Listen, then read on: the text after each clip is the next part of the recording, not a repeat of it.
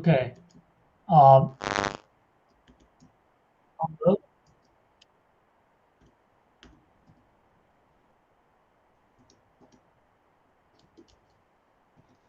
okay, it's 1 minute to our 13 UTC time.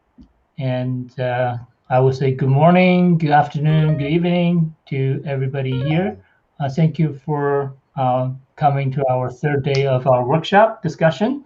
And today we're gonna have a discussion about the COPE convective case. And Sony and Holly will lead all the discussions. And by the way, we have the YouTube link updated for today's streaming. So if you have any colleagues who would like to listen in and don't have the access to the platform, you're very welcome to share that YouTube link with your colleagues so that they can at least watch them live and then hopefully have a way to pass some questions in. But without further ado, I will let Sonia and Holly take the stage and lead our discussion. Thank you. All right, thanks, Lulin, and thank you to everyone for coming today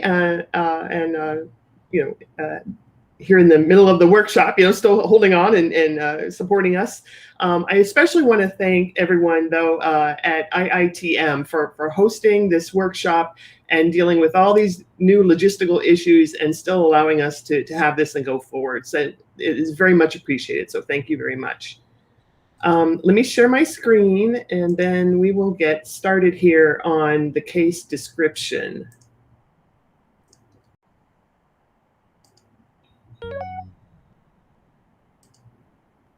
Okay, all right, so here we are. The COPE deep cumulus with wind shear description. Myself and Holly Mallison, a student in my group, have organized this. And if you're wondering what COPE was the convective precipitation experiment. You can look at this BAMS article for more information. It occurred in the summer of 2013 in southwestern England. And what we were doing is collecting aircraft and radar observations of these convective lines that tend to appear in this part of the world and can sometimes result in really heavy convective precipitation. And so we gathered these observations and with the intent then to use them to constrain numerical modeling to study dynamic and microphysical interactions in convective clouds. So here's the case that we're going to focus on today. So this was the 2 August case. So I've got a very blurry blow up here of a short convective line. Something like what we're modeling here is circled in red. All right. So during the early afternoon, and this is the northwest coast of the peninsula of England here, we had some short convective lines limited to just a few cells that would kind of go up and decay. The environment, the cape was actually higher cape.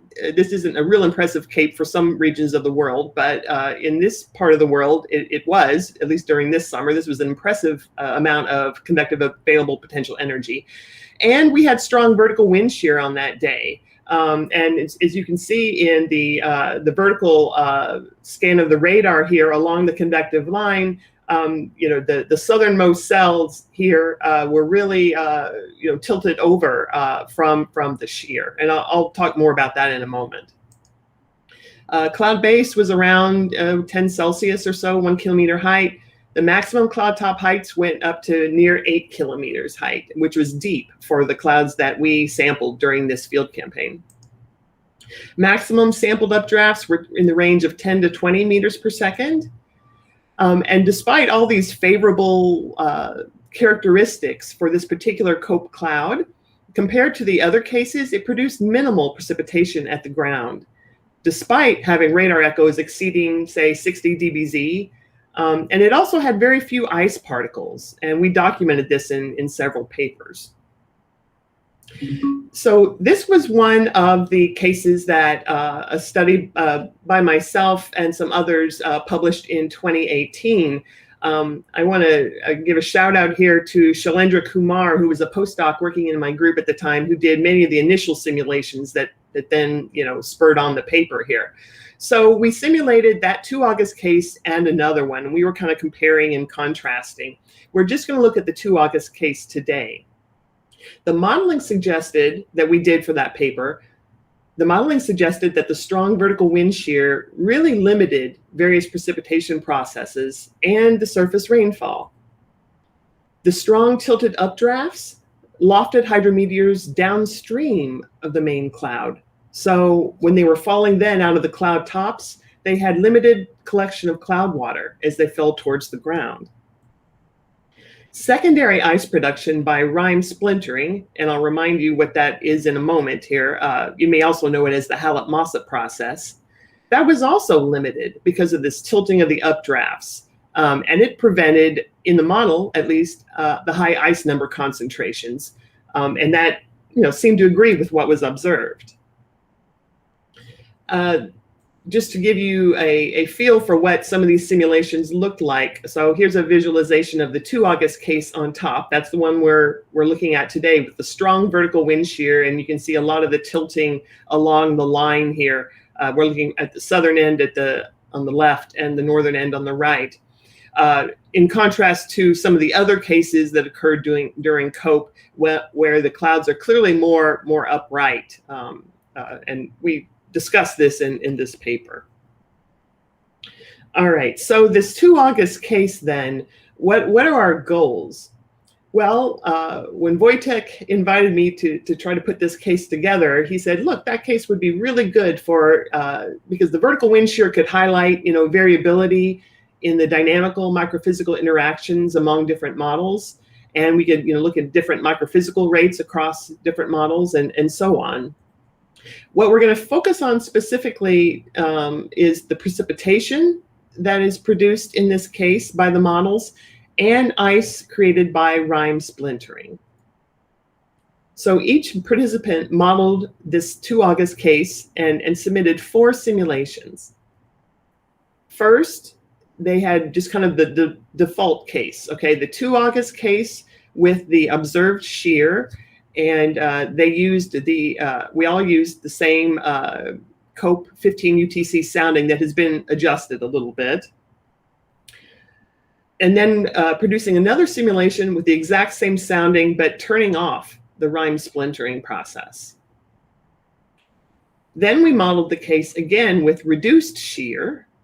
And I'll show you what that means in a moment.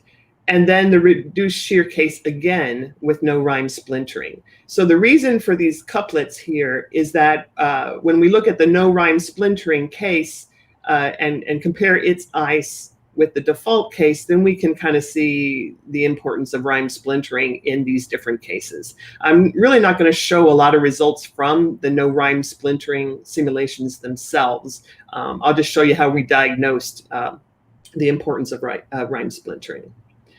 So what is rime splintering? Just for those of you that don't look at this often, or maybe have never looked at this, again, you may know this as the Hallett-Mossop process.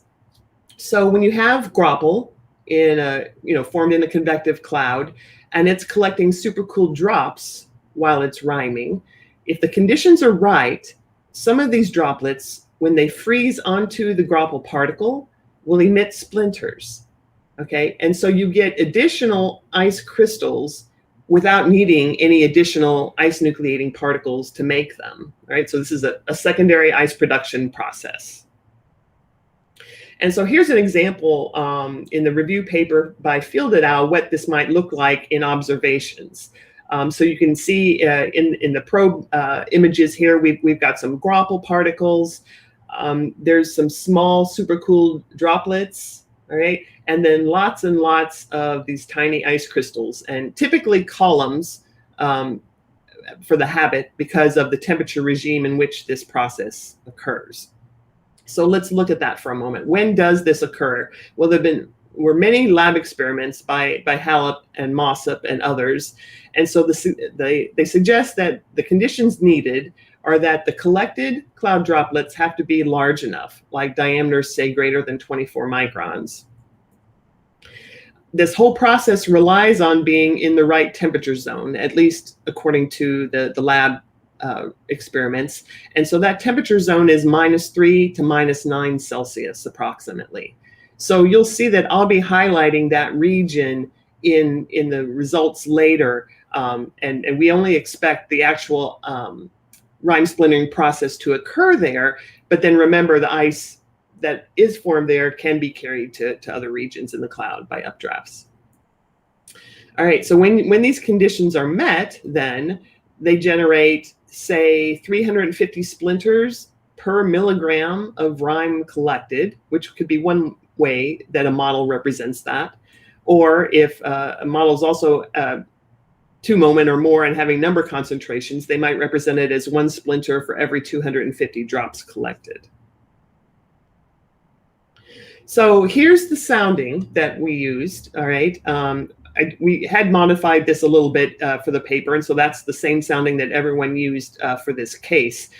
We cooled it a little bit at the surface because it was so super adiabatic, the temperature lapse rate. I've kind of sketched in the approximate location of where the cloud grows here. It's kind of ends up being limited by this inversion up here.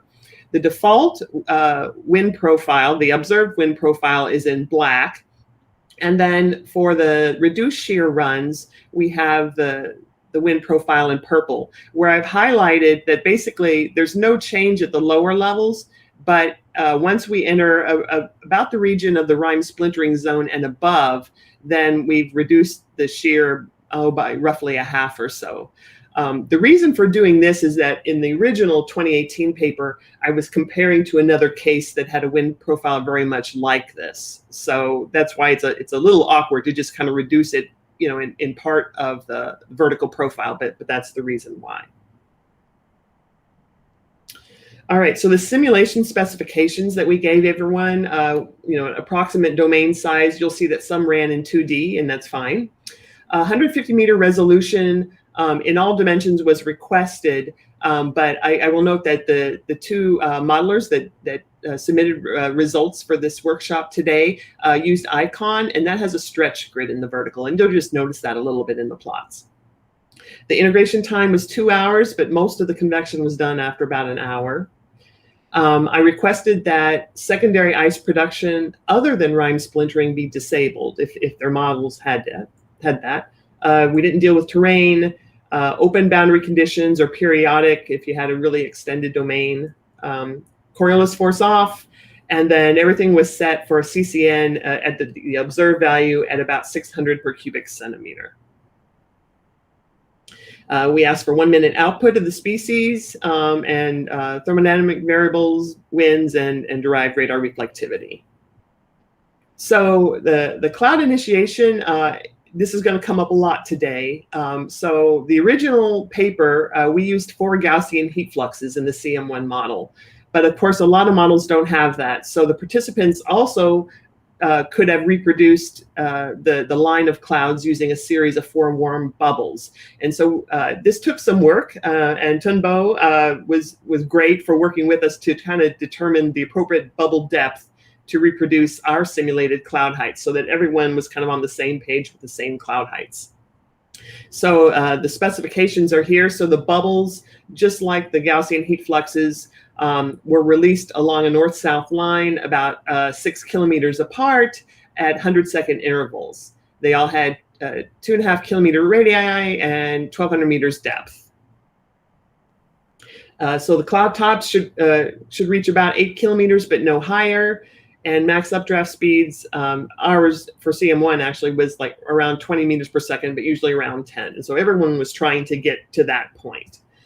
So I'll pause now for questions. I can't see the participants, so Holly will have to, or others will have to help let me know if there's questions right now. But I'm going to pause here for a moment. Are there any questions?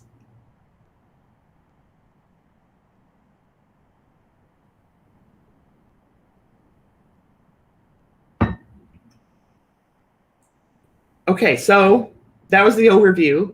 All right, and so we're going to spend the rest of the time before the break. So the first 45 minutes here, well, we've got roughly about 30 minutes left.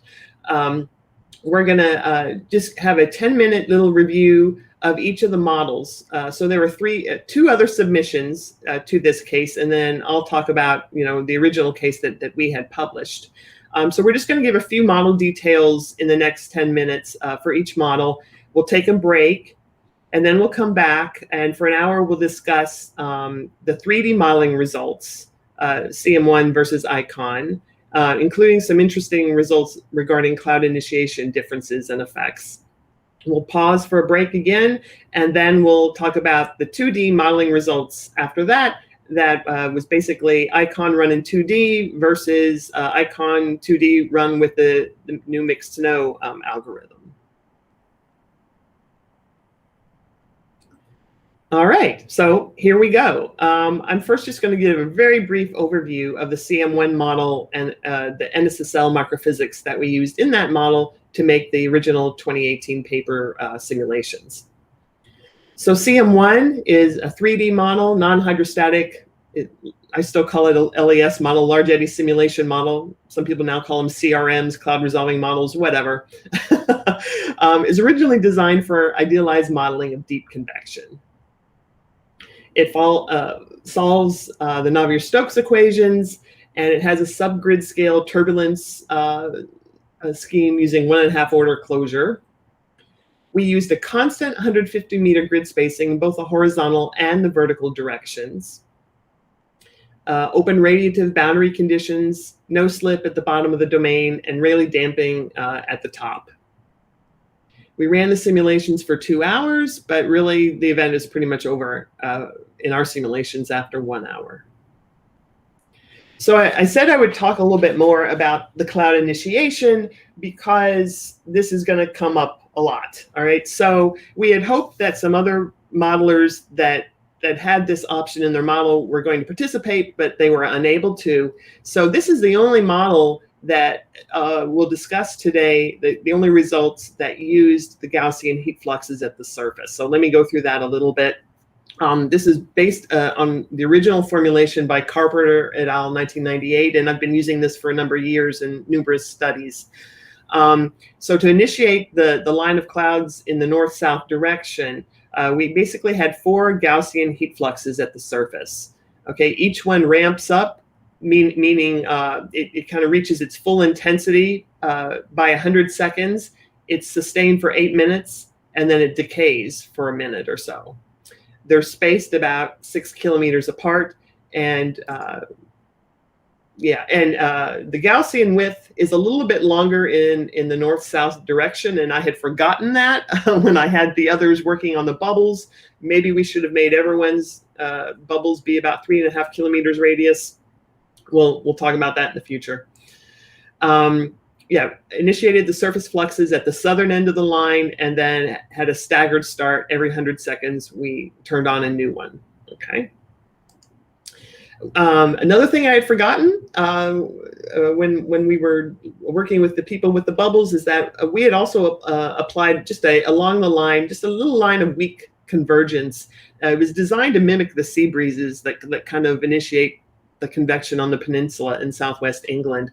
It was pretty weak, but it probably helped things out a little bit, and that's why the bubbles, as you'll see, had to be so much stronger. Although I will say that with the high shear in this case, we had to use some of the strongest heat fluxes to produce the clouds with 8 kilometer tops than I've had to use in any other simulations. So this is a stubborn sounding to really get the convection to take off. So CM1 has multiple options for microphysics, and we've seen that this week that even new additional schemes are being added. I'm using the National Severe Storms Laboratory NSSL microphysics by Menzel et al. It's a 2-moment bulk scheme. It predicts cloud droplets, raindrops, cloud ice, snow, graupel, and hail. And so number and mass mixing ratios for each of those species. I like it for convection because it also predicts explicitly the densities at each grid point for graupel and hail, and that kind of helps adjust some of the fall speeds. It uses the warm rain scheme of Ziegler, 1985. And we didn't have any information on ice nuclei. There were no ice nuclei measurements from above the surface during COPE. So we had just used a Myers et al. Isonucleation scheme that covers deposition and contact nucleation. And then, of course, something pretty much everyone uses, the immersion freezing of raindrops by Big is in there as well. The Rime splintering is in there from Cotton et al. In 1986. It's his second formulation. So it's based on the Rime droplet size and making sure those collected droplets to the grapple are large enough. Oh, and I'm running a little bit early, but that's all I have for the NSSL and CM1 setup. I'll be showing lots of the results later. So we just kind of designed this as a time to introduce you to what's in each model. Are there any questions?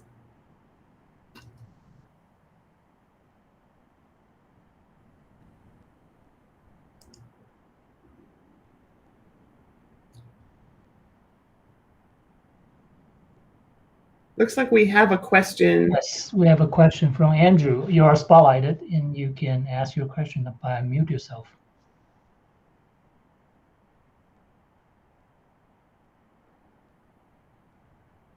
Let's see, Andrew, we can't hear you, so. Okay, Andrew, you are spotlighted. Go ahead. Sorry. Can you hear me now? I think I could. Go ahead, Andrew. Do you hear me? Yes, yes. Okay, good. Just a question from curiosity. Mm-hmm. How do you go about adding the convergence to the model? So it already had a scheme in there by Loftus et al. Yeah, I haven't looked at that in a while, actually. But it's just you can specify the radius, in both directions of convergence, and it just kind of ramps up slowly, if I remember right. I might be misquoting a little bit. Check out Loftus et al. 1982 or 1983 monthly weather review, I believe. But it's a convergence kind of thing only. It doesn't involve temperature of any kind. Nudging the initial wind fields. It doesn't use it just superimposed upon the initial wind fields wherever you put the convergence. Okay, thank you. Yes, you bet. Yeah, just a quick comment. Maybe Hugh can answer it more clearly, but yeah, this momentum convergence is you added the tendency of the momentum into your equation. It's not nudging the wind field. So like what Sonia just mentioned. Right. Yeah, I don't think Hugh's here. I don't think I saw him yet. So. Okay. All right. All right, I'm going to stop sharing my screen then, and we're a few minutes early, but if there are no other questions, then it's time for Timbo to talk about his using icon model.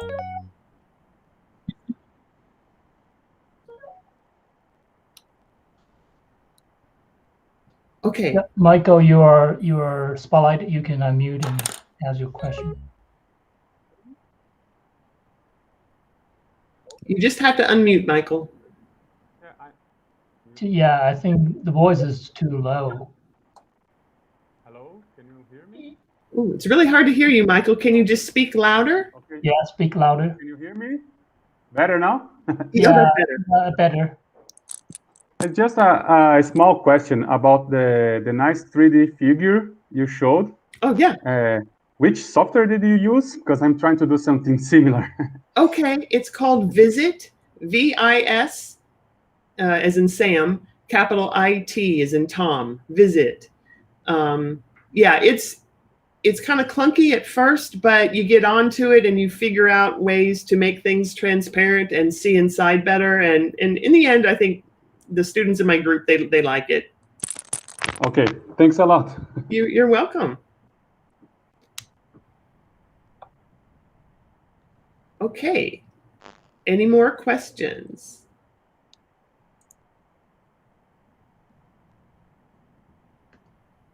Oh, Is that Michael again, or? Sandy? Hi, this is Sandeep. I just have a I just have a quick question. So the condition was to suppress secondary ice production in the NSSL scheme. So how did you implement that? There is a switch that you can actually just turn on off, 0, 1 kind of thing. Oh, okay. But I've done it in other models too, just commenting out that code and recompiling, because it's almost always, I think it's just adding ice to the ice category. So you can just comment out, the little snippet of code in most models, and your ice still goes on as it always was. It's just not including anything by rhyme splintering anymore. Okay, thank you. Thank you. Mm-hmm. Mm-hmm.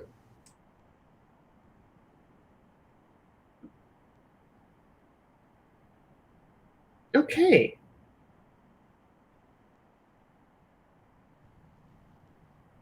All right, now Timbo, I keep teasing you. I say, now we're going to go. Okay, I think now we're going to go. So don't forget to unmute, and then you can share your screen.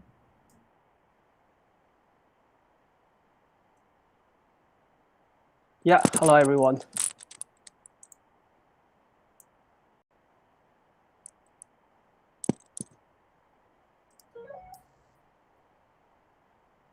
So you see my slides now? Yes, yes. Yeah, okay. So I'm going to give an overview of the icon model, especially the two-moment cloud macrophysics in icon. Icon is a unified modeling framework. So using icon, you can perform global simulations and also can do like eddy simulations. Icon is developed by DWD and NPM jointly. Icon is the fully compressible non-hydrostatic model, and it uses a unstructured triangular grid. For the subgrid scale turbulence, it used the classical Smagorinsky-Lilly scheme. Yeah, so there are multiple macrophysical schemes in ICANN, but today we only introduce the two-moment macrophysics. There are 6 hydrometeor categories: cloud droplet, raindrop, cloud ice, snow, grub, and hail. As it is two-moment, so I can prognostic number concentrations for every particle types. In the heterogeneous nucleation process in ICANN, the activation of CCN is included, and the turbulence effects have also taken into account as well on the collision coalescence and the collisional breakup of raindrops. For the size distribution of hydrometeors, it is described by the generalized gamma distribution. The equivalent spherical diameter as well as the fall velocity of different particles are parameterized by the power laws. So in the table, shows you the coefficients for power laws and also the coefficients for the gamma distribution and the corresponding ranges of mean particle mass. So the warm zone processors, ICANN has collision coalescence, the auto conversion, self-collection, accretion are based on a stochastic collection equation. Collisional breakup is also included. ICANN implies explicit CCN activation. The CCN concentration profile is a best fit to simulated aerosol concentrations for Central Europe. I can also use the saturation adjustment. Oh, sorry. Then come to the ice phase scheme. For for the heterogeneous nucleation, I can has immersion freezing and also deposition freezing. The ion parameterization is again a best fit to simulated ion concentration, which is a good representative of the normal background ion concentration over Europe in different seasons. Collection process is important as it is essential to, for example, aggregation, RAM splintering, and collision breakup of ice crystals. The most important part here is the collection kernel, KIG. So it depends on the geometric parameters of both colliding particle types and the relative Four velocity and the collection efficiency, EJK. So the collection efficiency is a product of collision efficiency and staking efficiency. So a variety of collection and collision types involving ice crystals are summarized in this table, and also the corresponding coefficients for staking and collision efficiency. So the collection between raindrops and ice crystals might be more important to today's COPE case. And I can also include the ice multiplication process, but only the RAM splintering process. We also introduced two other ice multiplication processes, droplet shattering and collision breakup, but those two processes are disabled in a COP simulation. Yeah, I think that's it. Thanks, Jinbo. Questions about the icon model and Sievert being microphysics? Could you quit? Oh, wait. Can you stop sharing your screen, Jinbo, for a moment? Yeah. That way I think we can see the hands more easily when they come up too. And we can have you share again if someone asks. Yeah.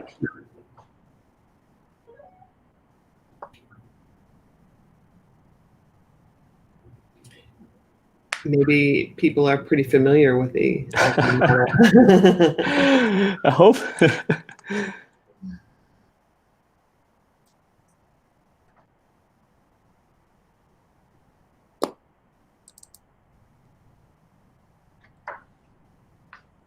Okay. Any questions about Icon 3D?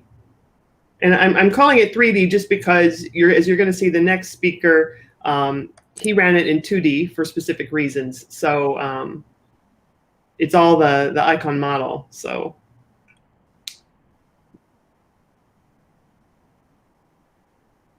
All right. Well, thanks, Jinbo. Yeah, sure.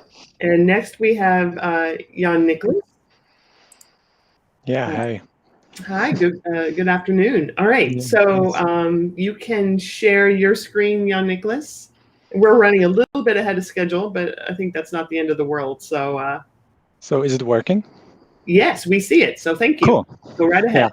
Yeah. Thanks for letting me share some of the details about MC Snow in this part of the workshop, and thanks for the organization and everything. And I put it also in the subtitles. So this year it's not only Pune, but also it's the whole internet that can listen, kind of.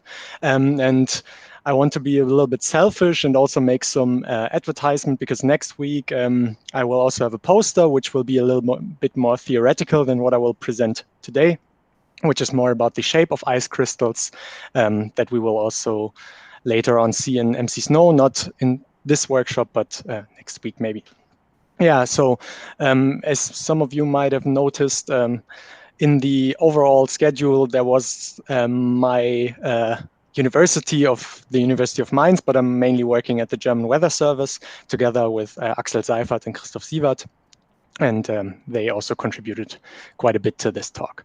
Yeah, and since Zunbo already took away some of the stuff that I had to talk otherwise about, I just want to quickly dive into the current status of the microphysical modeling. So here we see the sketch that Zunbo already had a little bit easier, but we see some of the stuff that we want to overcome by using MC Snow. So the simplifications that we usually deal with is that we have some fixed form of size distribution. There might be some different between the different hydrometeor categories, but still overall we are kind of limited to some size distributions.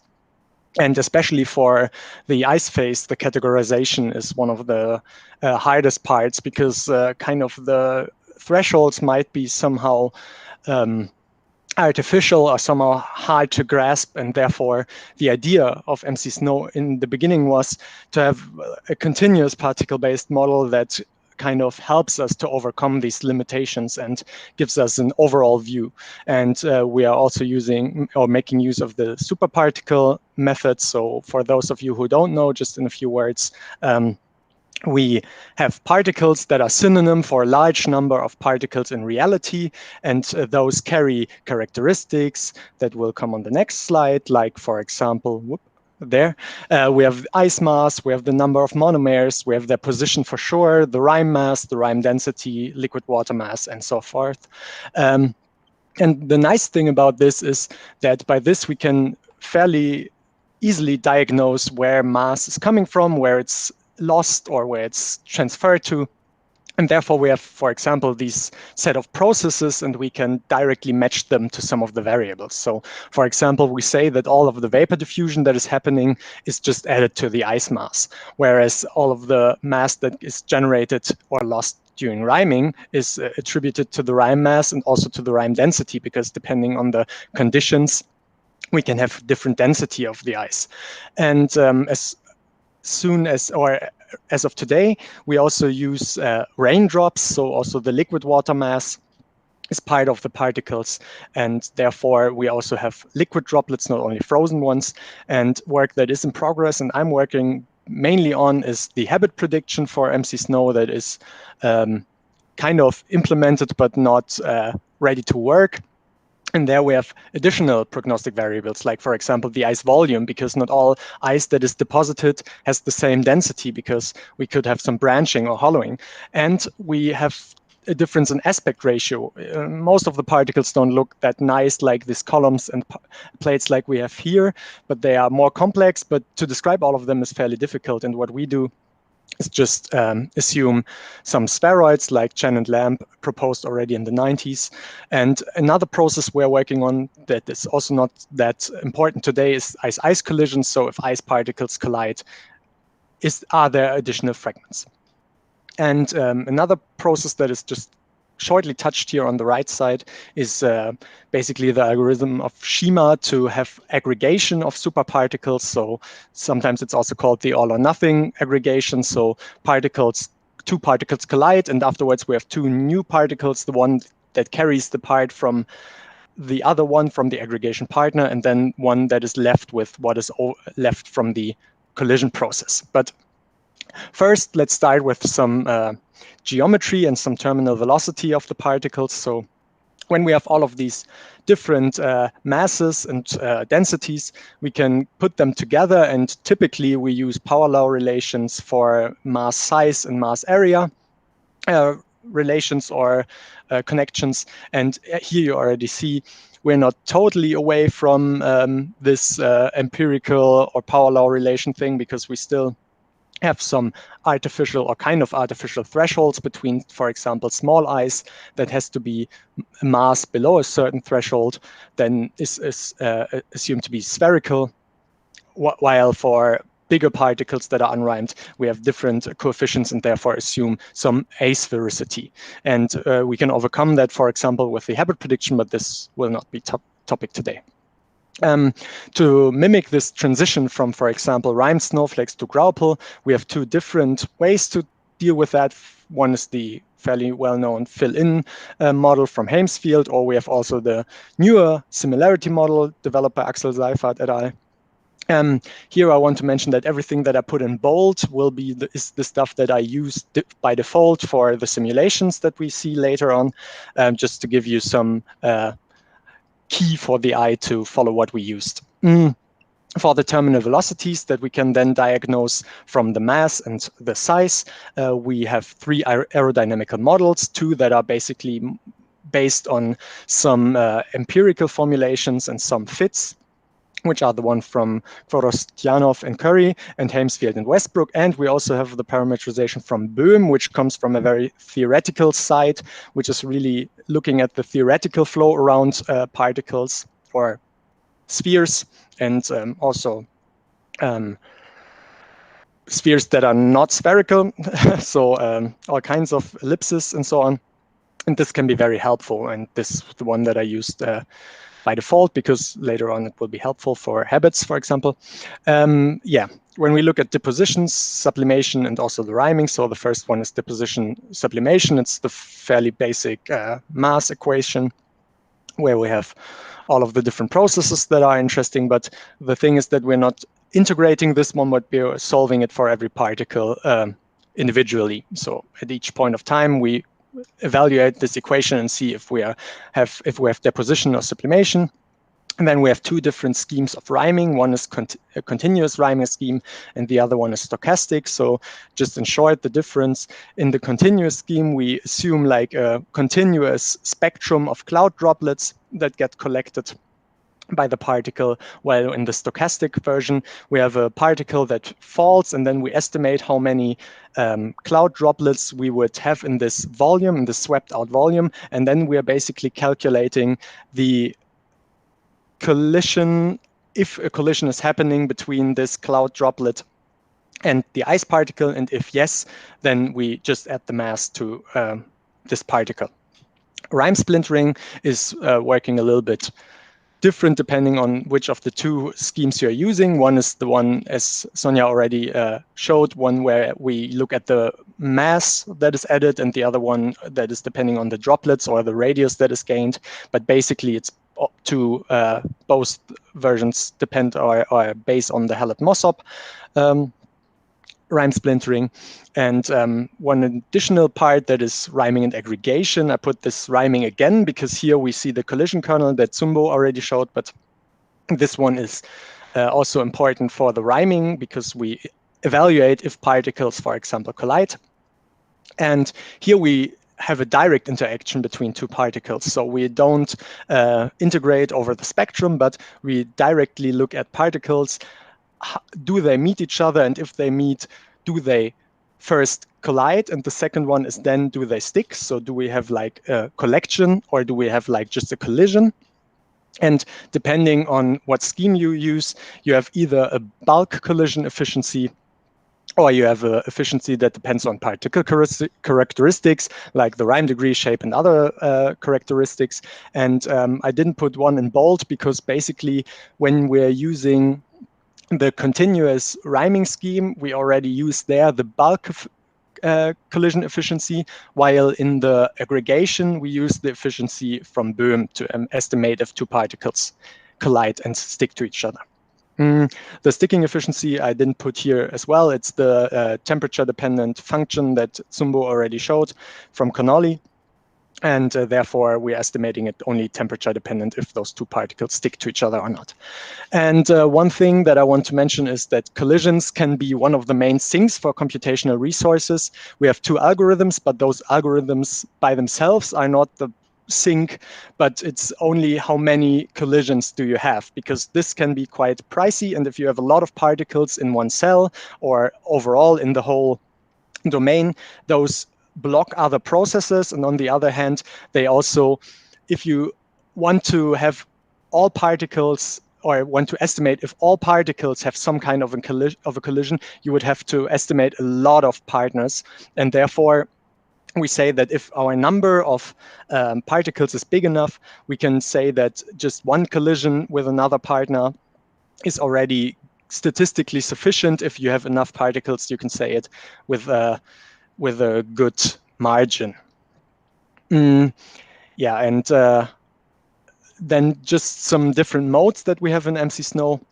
So first is the box model. So this is isolated. You can just check if basic processes are working the way you want to. Also, especially the collision is important there. Then you can go one step further and do a 1D rain shaft. So just put some particles on the top and just let them fall through them through the atmosphere by sedimentation and see what is happening, which is fairly easy and will work on all of your notebooks, I guess. But if you go one step further, going into 2D or 3D, you're suddenly working with a lot of particles, and also you need a driving model that gives you some idea about the dynamics. And this is what we're doing with ICANN here. And just some basic points. It's fairly technical, and you will also see later on that there are still some problems which have different reasonings, but just to give you an overall guide. So particles are still generated by the nucleation scheme of ICANN, so the one that Sunbo presented. So as soon as you have particles generated in ICANN, they are also transferred into MC Snow and generated over there. We still have some bulk microphysics, but they are restricted only to water vapor and cloud droplets. Rain already is treated as a superparticle. Everything that is smaller, like cloud droplets, still stays in the bulk. And as soon as you get them bigger, you get them also in MC Snow, or smaller again. Yeah, the atmospheric state then gets interpolated to the particle's position. This is the winds, this is the temperature, and all of the humidity that you have. And then all of the microphysical processes themselves are simulated individually inside MC Snow for every particle. And then at the end, you average over all particles inside one grid cell, and then use the process rates to update ICANN and interact with the dynamics or thermodynamics that you have inside ICANN. And then you basically replace the two-moment microphysics by MC Snow, but not fully, because you still have the cloud droplets in the bulk phase. And just to give you a first glimpse or some eye candy how it can look like, because later on we will see some different results. Here is the full set, more or less. We start at the top left, where we see, for example, the mass density for the two-moment scheme, where we see now the COPE cloud already, just to give you some, it's not about the details, it's just to see the difference. And this is how it would result in the two-moment 2D scheme. And going to the right, we see what happens when we have the MC Snow results, but mapped back to the grid of the two-moment scheme. So we average over the grid cells and then put them back. So you see already there is some more detail, but there are also some white dots. We're kind of caring about this problem right now, but where this comes from is also fairly interesting. As you see in the bottom left, this is basically the MC Snow original data. So this is particle data, not all of them, but quite a lot. And there you already see the top right basically comes from the bottom left. And there you see a lot of details where particles are, where none are. And this is already super interesting. But if you go to the bottom right, you can also, for example, highlight some of the species, because we know where particles are coming from, where is the origin. Are they heterogeneously or homogeneously nucleated? Or, for example, when you look at the blue ones,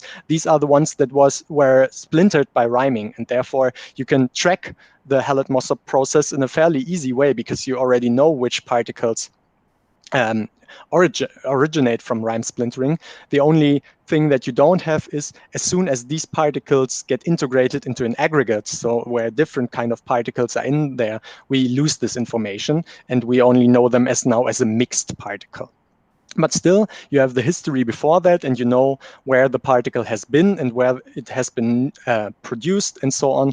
And here again, thanks to Christoph, who's put this all together just today still. And just to give you an idea, for example, this is then how it can look like. Like on the right side, you see in black all of the aggregates, so everywhere where it's mixed. But on the left side, you can see like in the profile of the mass where the different particles came from which process. And this can yield valuable information where different processes are happening and how they influence all of the simulation and all of the models. So with that, I think I took a little more, but I think we're still good in time. And yeah, thanks for listening and looking forward to the discussion. Thank you, Jan Nicholas. I had a quick question here. Sure. Could you explain, so when rime splintering occurs, you have grapple collecting cloud water, and so how do you track the new splinters? Are you creating a new superparticle for the splinters? Yeah, right. As soon as we have enough splinters collected, like these thresholds, for example, like 250 or something, or no, not 250, that's the drops. But as soon as we have splinters that are produced, basically we take all of them together, and if they're similar enough, we put them in one superparticle, and if they're even different, we put them in multiple, because we only group together particles that are similar. Okay, thanks. I just wondered how that was working, so thanks. Yeah. Other questions? We could have a couple minutes here for questions yet for Jan Nicholas. Adrian, you are spotlighted. You need to unmute yourself. Hear me? Yeah. Yep. Yeah. Hi there. Really nice talk. I just wanted to check, and I've got to apologise. You probably said this, but I had some problems seeing your slides initially. So just to be clear, so you've got a super droplet scheme for all the ice processes, and then you've got a bulk scheme for the water. Was that right? Because that's when I managed to get the slides back up. Yeah, I mean, the rain is also, so we have pure liquid droplets as well, but those have to have a certain size. So as soon as they are considered to be like rain droplets and not cloud water, we have them in the superparticle space. Okay, right. Yeah, that answers my question. That was kind of what I was just going to check. Okay, cool. Yeah, it sounds good. Really good. How long does it take to run this model? It's massive. Yeah, depends. That's one of the main reasons why we basically started running first the 2-moment scheme just in 2D, because then its coupling is easier to do it with superparticles. But because as soon as you go into 3D, you have to have enough particles in all of the cells, and then it gets messy, especially when the cells get as big or as tilted as they are now in the scope case. So. Yeah. So depending on the setup. Yeah, I see that. Yeah, that is a challenge. Yeah, it's good. All right, thanks. Yeah, you're welcome. Thanks for the question. Yeah, Chunbo has his hands up. Yeah, so very nice presentation, Yang. So Thanks. I have a question regarding the radiation. Which radiation scheme did you use? What do you mean, like mass size relations? No, I mean like I'm using the RTM radiation scheme. Okay, yeah, like radiation, we didn't use at all. So this is totally without radiation. It's not coupled with radiation.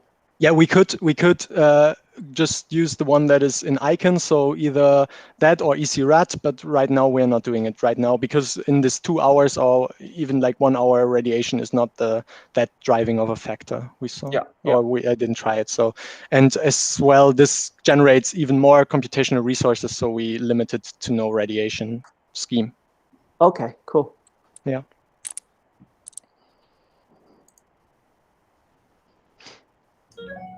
Okay, I think I'd like to give everyone a quick break so that you can use the facilities or get a drink or whatever. So let's stop there. Jan Nicholas, thank you again, and Tunbo as well. Thank you for your presentations.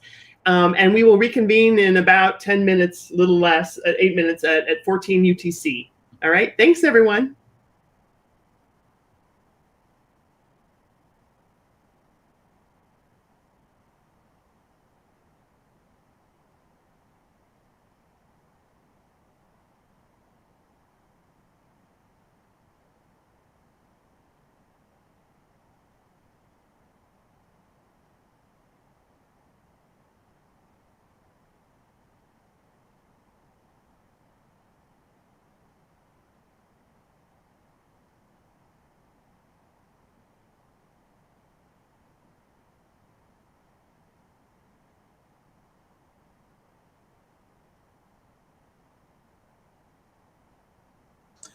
Actually, both of you are spotlighted.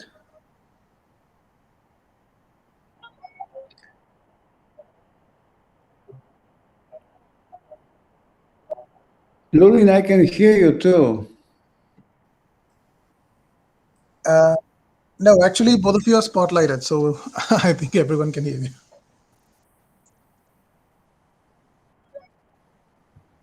I think Dr. Tara is spotlighted. You can unspotlight me, so I don't mind if you unspotlight me. I don't know how to do it.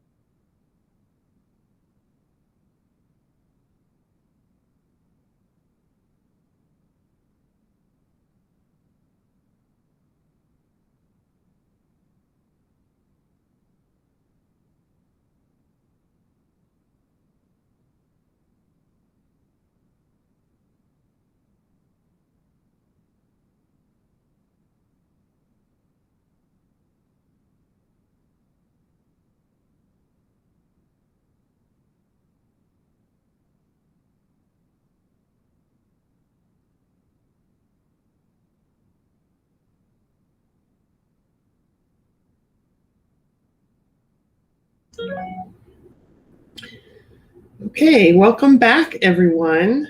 Now we're going to start looking at some results now that we have all the introductory material out of the way. So let me share my screen here.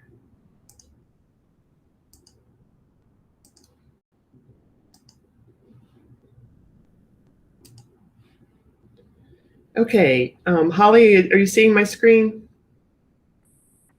Yes, all good. Okay, cool, thank you. Oh, wait, oh, what happened? Okay, there we go. All right, so now you know that we have basically two 3D models to compare. The CM1 model that we had run, as well as Tunbo's icon runs in 3D. And then Jan Nicholas ran icon in 2D, both with the bulk microphysics and with MC Snow. Sorry, I mispronounced it earlier, MC Snow microphysics. So we're going to start by just comparing the 3D simulations. I thought this is the easiest way to break it up. As you will see, and you probably would have guessed, for these deep convective clouds and a lot of shear, the dynamics are really overpowering a lot of the microphysics in some of these cases. And so a lot of the discussion probably today and the results kind of reflect dynamical differences first and foremost. So let's compare the 3D simulations, because it's hard to compare dynamically to the 2D simulations as much with those limitations. All right, so CM1 with NSSL microphysics, and then icon 3D with the Seifert Bayes microphysics. And just kind of as a spoiler alert here, basically what it's going to come down to a lot is that the initiation method in these idealized simulations that we used really mattered. And I put the caveat there that perhaps it's particularly even more important in sheared environments. I found that in some of our own group's experiments. So let's orient you to the results, the simulation results. So first here is CM1. And what I'm looking at is the updraft evolution over about a period of 20 minutes. So each panel, the time is in the upper right. Okay, so I'm showing 5-minute intervals here. And these are composite plots. So basically, this is X and Y in the vertical plane here, and we're looking down on top of the line and the updrafts. And we're plotting the maximum in any column. And so you can see here then at about 20 minutes, we can see the evidence of all 4 Gaussians that initiated the updrafts. And remember, the southernmost one is oldest because it was introduced first, and then later, and later, okay? So, and the prevailing winds, the strong shear is just a little bit east of due north, really. And so the line is oriented along with the shear pretty much. So within 5 minutes, we see a lot stronger updrafts, especially developing in the southern cell, up to 19 meters per second, or close to that, 17 to 19 meters per second. And then eventually this kind of cell dies out, and the middle and northern ones that were initiated later kind of have their turn of being strong. And then eventually, everything's kind of decaying, and then about 20 minutes later, there's not much left with respect to updrafts. So that's the CM1 evolution. The reflectivity evolution that goes with that, now I'm showing it including some time later. And these again are at composited radar reflectivity at every 5 minutes. And so we see the reflectivity increasing in the southernmost cell first, and then strengthening, and then eventually the northernmost cells, as they get older, they are maturing and producing more radar echo. Briefly, this simulation attains a 50 dBz echo, and that's the maximum that it attains in this in the default shear, the strong shear simulation, and then things just kind of start to decay. Now let's look at icon 3D. Okay, so remember the initiation was different here. It was 4 warm bubbles instead of the Gaussians. And they are spaced 100 seconds apart. So the southern one does get initiated first. And so we do kind of see a similar progression then with the southern cell developing a stronger updraft first, and then as the cells, the newer cells are a little bit weaker behind it. And we kind of see a similar progression. Oh, sorry, is there a question? Yeah, WeChat has a question. Go ahead.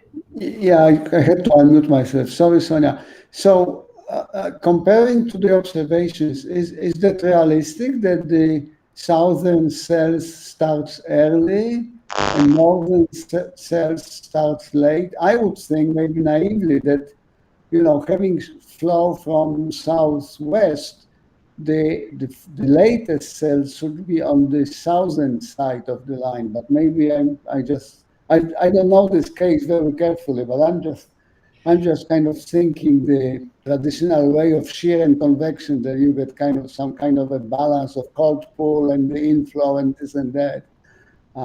So just curiosity, nothing more than that. Yeah. And I remember when these simulations were first done, struggling with that. And I don't honestly remember the answer, but I think you're right. I think probably that the newer cells developed later. I don't remember the specific case though. That in general that happened. I think during COPE, that the southernmost cells developed later. There is a reason. Yeah, I'm just curious. Don't waste time on this. But I was okay. It's a good question. I mean, dynamically, yeah, I'm struggling right now too with why that would have been. Yeah, good. Sorry, Wojtek. Good question.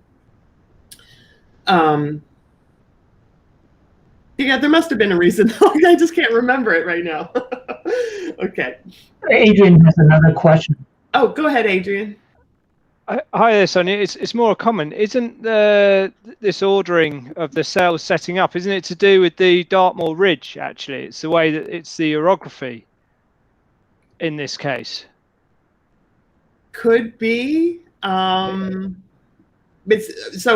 there's because of the ridge along the northern edge of the peninsula. Yeah, well, it's kind of down the center of the peninsula, and then you've got a sea breeze coming in that builds as you go further up. Isn't that what happened? It might have been. It might have been in this southwesterly flow. I think that's. I know that's the case with one of the cases. I don't know about August 2nd, but yeah. See, I think August 2nd was a little different. It didn't develop along the spine of the peninsula like a lot of the other cases did. If you remember in the intro I showed, it's kind of it's oriented more in a northward direction rather than along the peninsula. But yeah, I don't know. I have to give that some thought. But thank you. It is probably something still to do with that orography. Yeah, that might have made things develop this way. Okay. All right. Thanks. Cheers, Sonny. Sure. Thanks. Okay. So what I have done here is just so that you can kind of compare the two. I've put kind of approximate similar development in the upper right corner by CM1. So the big plot is Icon 3D now, and for reference in the upper right are the CM1 patterns. And of course, we've forced the patterns to be kind of similar. But what you'll notice here is that the Icon 3D updrafts are a little weaker, okay, than the CM1 updrafts. You don't quite see the reds here in Icon like you do in CM1. The higher updraft speeds, and they're also of shorter duration. So this evolution took 20 minutes in in Icon, and took 15 minutes in Icon and 20 minutes in CM1. And I think this too has to do with the difference in initiation. Now we can debate later.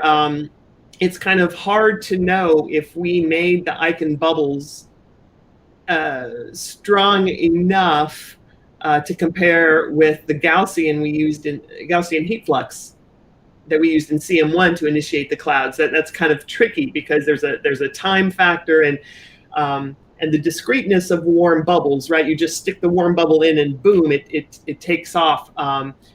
Makes these really difficult to compare. But it's also, I think, kind of something I want to talk about later in the discussion is, none of us really believes that the warm bubble is realistic. And so maybe we should debate moving away from that. Sonia? Yes. Just one addition, maybe. There is, funny enough, Tsumbo and I did basically two very similar things with Icon, but both individually. And from the data assimilation branch, there's basically the possibility in Icon to do also warm bubbles that increase or decrease in strength over time. So what I did right now is that they get like instantaneously to the 5 Kelvin plus or whatever, and we could mimic this behavior maybe also by giving it some time. Okay. That would be possible. It would be maybe with the things how it is implemented right now a little bit of fiddling, but I think it should be possible to make it at least a little bit more similar by that. Okay, good. And if we do that, then we should alter the sizes a little bit too, I think. Yeah, that's not a problem. That's easy. Yeah. Okay. Good to know, Jan Nicholas. Thank you. So what resulted then is that Icon initiated with the bubbles had narrower updrafts. Okay, so let me orient you here. So this is along the line, north-south cross-section. So south is on your left, north is on your right. Right now, I just want you to pay attention to the black contours. Okay, I'll talk about the red in a future slide. But right now, the black contours, these are for the default shear cases. 5 meter per second contours on the left, 10 meter per second contours on the right. So this is CM1, and here's Icon 3D. And I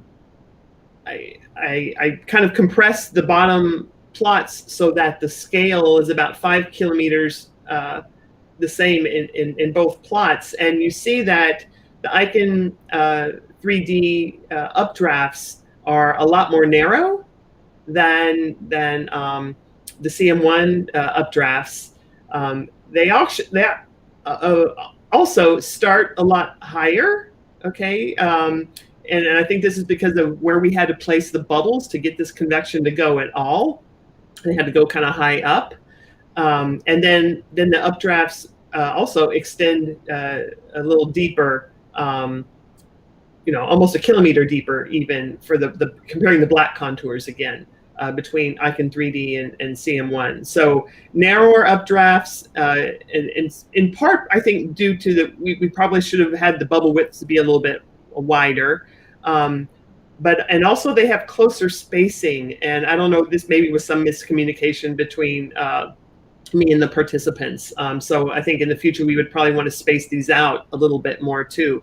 But basically the updraft structure here, as you're going to see, is very important in this sheared case.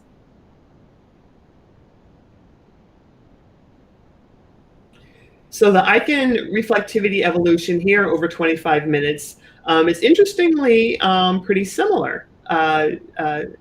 Again, we get a brief 50 dBz echo developing kind of in the southern part of the line, and then that just shows up briefly, and then we kind of decrease that radar echoes out to 45 minutes. Here's the CM1 comparison, and differences in structure, of course, but in general, not so bad, right? Of comparison. Of course, reflectivity is very forgiving of some differences too, as many of you are well aware. So. But anyway, when I first saw these, I was like, "Oh, okay, all right. This isn't looking so different." But there are differences here, and we'll dive into that more. And you're probably noticing too that it seems to be like a little bit more blow off in the Icon case than in the CM1 case, even though they're in the exact same shear. So there's something microphysical and or dynamical there as well that to be investigated further. All right, so now I'm going to show you some time height diagrams. Okay, so you're not going to be able to tell individual cells here because the vertical axis is height, and then time is on the horizontal axis. And so this is the rain mass, so rain mixing ratio maxima. Okay. And showing here, anywhere from like 0.1 to over 4 grams per kilogram of rain mass. And so I marked the cloud start basically in a different plot when I look at cloud water and can actually see when the cloud starts. And again, because of the difference in initiation, it takes the clouds longer to start with the Gaussian forcing than it does with the inserting a bubble. But you'll also notice then that it takes kind of the microphysics a while to get going with the Gaussian start to the clouds, the heat flux with respect to the clouds starting versus the bubble start. But both the warm rain processes seem to be comparable here. And so I'm loosely thinking about warm rain process just by the very first formation of rain here, not later when we know that graupel and ice are plenty active. But basically, if you kind of compare the altitudes of the first maximum rain mass, either calling it 0.1 grams per kilogram or 1 gram per kilogram, it's comparable, suggesting that the speed of the warm rain process in these different microphysical algorithms is proceeding quite comparably. However, then you see some differences later, though, that we're getting a lot more rain mass, not a lot more, some more rain mass in ICON 3D. Okay, we're reaching the dark reds here of 4 grams per kilogram a lot more often for a prolonged time than we are in with the CM1 case. And I should have pointed this out. The fact that icons run on a stretched grid, you have to be kind of careful here that it looks like the cloud on the right is much taller, but it's not so much taller at all. It's just that this is a stretched grid on the right side versus a uniform grid on the left. Sorry, I was going to point that out earlier. Okay, let's look at the updraft evolution here. And now we're going to start comparing the original runs of CM1 and ICON 3D with the reduced shear case. Oh, hold on. I should have said one more thing, that we're not producing near as much rain at the surface as CM1 as we are in ICON 3D. And so we'll look at that some more here too soon. All right, now let's compare the updraft evolution for the original shear, which we've already looked at. Here's, again, a time height diagram of the maximum vertical velocity for CM1 on the left and ICON 3D on the right. And here I sketched in 7 kilometers height, this solid horizontal black line, just to kind of give you some perspective when you're looking across the screen here because of the stretch grid. So we see a lot stronger updrafts, as we already noted in the original shear case with CM1. When we do the reduced shear, run, then we continue to see that, but we see some differences in evolution for CM1 and not as much of a difference, maybe a little bit with ICON 3D. For both models, the cloud tops go a little higher for reduced shear, as you would expect, right? We see that often in nature and in models, okay? But we see here that we've kind of got some extra cloud here, extra updraft after 40 minutes in the reduced shear case here, kind of prolonging things, prolonging the cloud systems longer for CM1, and not so much for ICON 3D. We don't, we see a little bit more stronger updrafts here for ICON 3D, but not a lot more development or anything in the clouds. We'll talk more about this other cell here that kind of becomes more intense in upcoming slides that wasn't there for the original shear case. All right, so now I'm just going to show you on this slide CM1 reflectivity composites, looking down onto the line of storms again. But we're going to compare, this is the reduced shear case, all right? And I'm going to put the original shear off to the side here. But what I really want you to then pay attention to is see what happened in this reduced shear case. We got a lot more development like in the middle of the line, okay, that we never had with the original shear. I have a hypothesis about why, kind of with some, the earlier clouds to the south in the original shear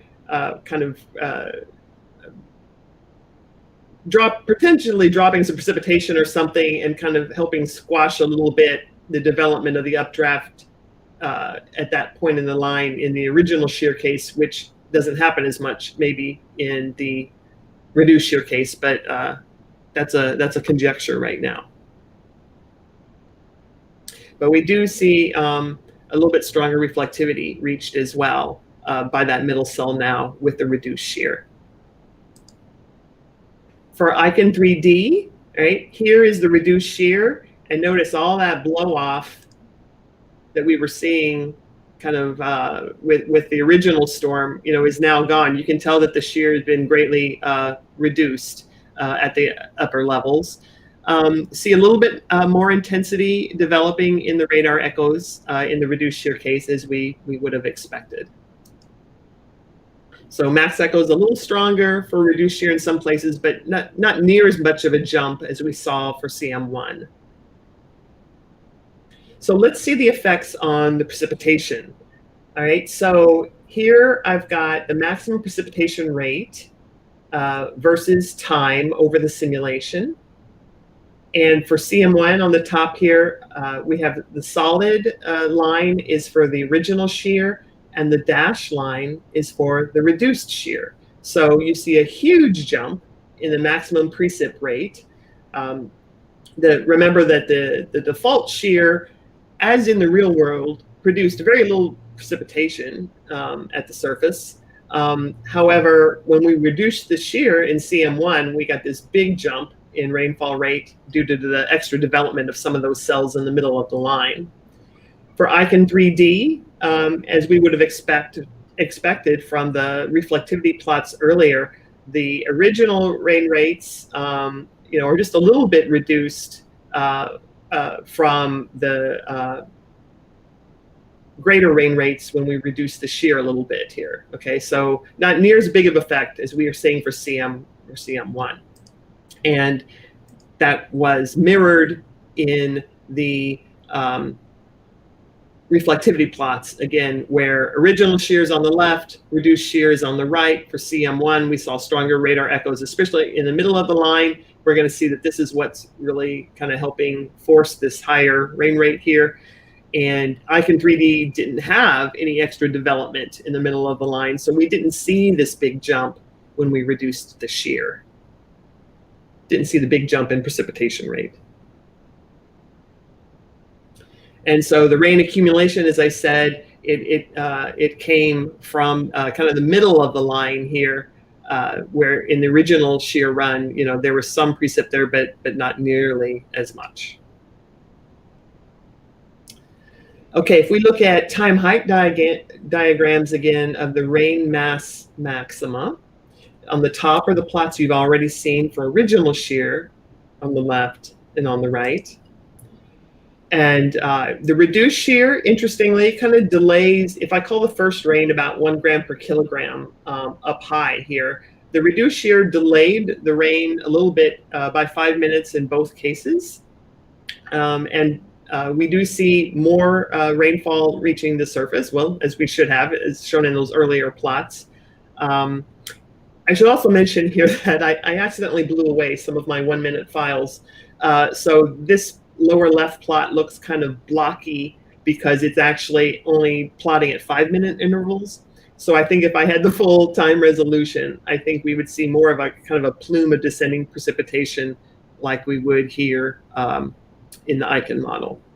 But in generally, you know, they're agreeing, you know, more here now than they were earlier in the original shear run. And I think this is because, well, I'm getting ahead of myself. Hold on. I had Holly estimate some cloud top ascent rates because I was troubled by the difference in cloud initiation, what that might be doing here.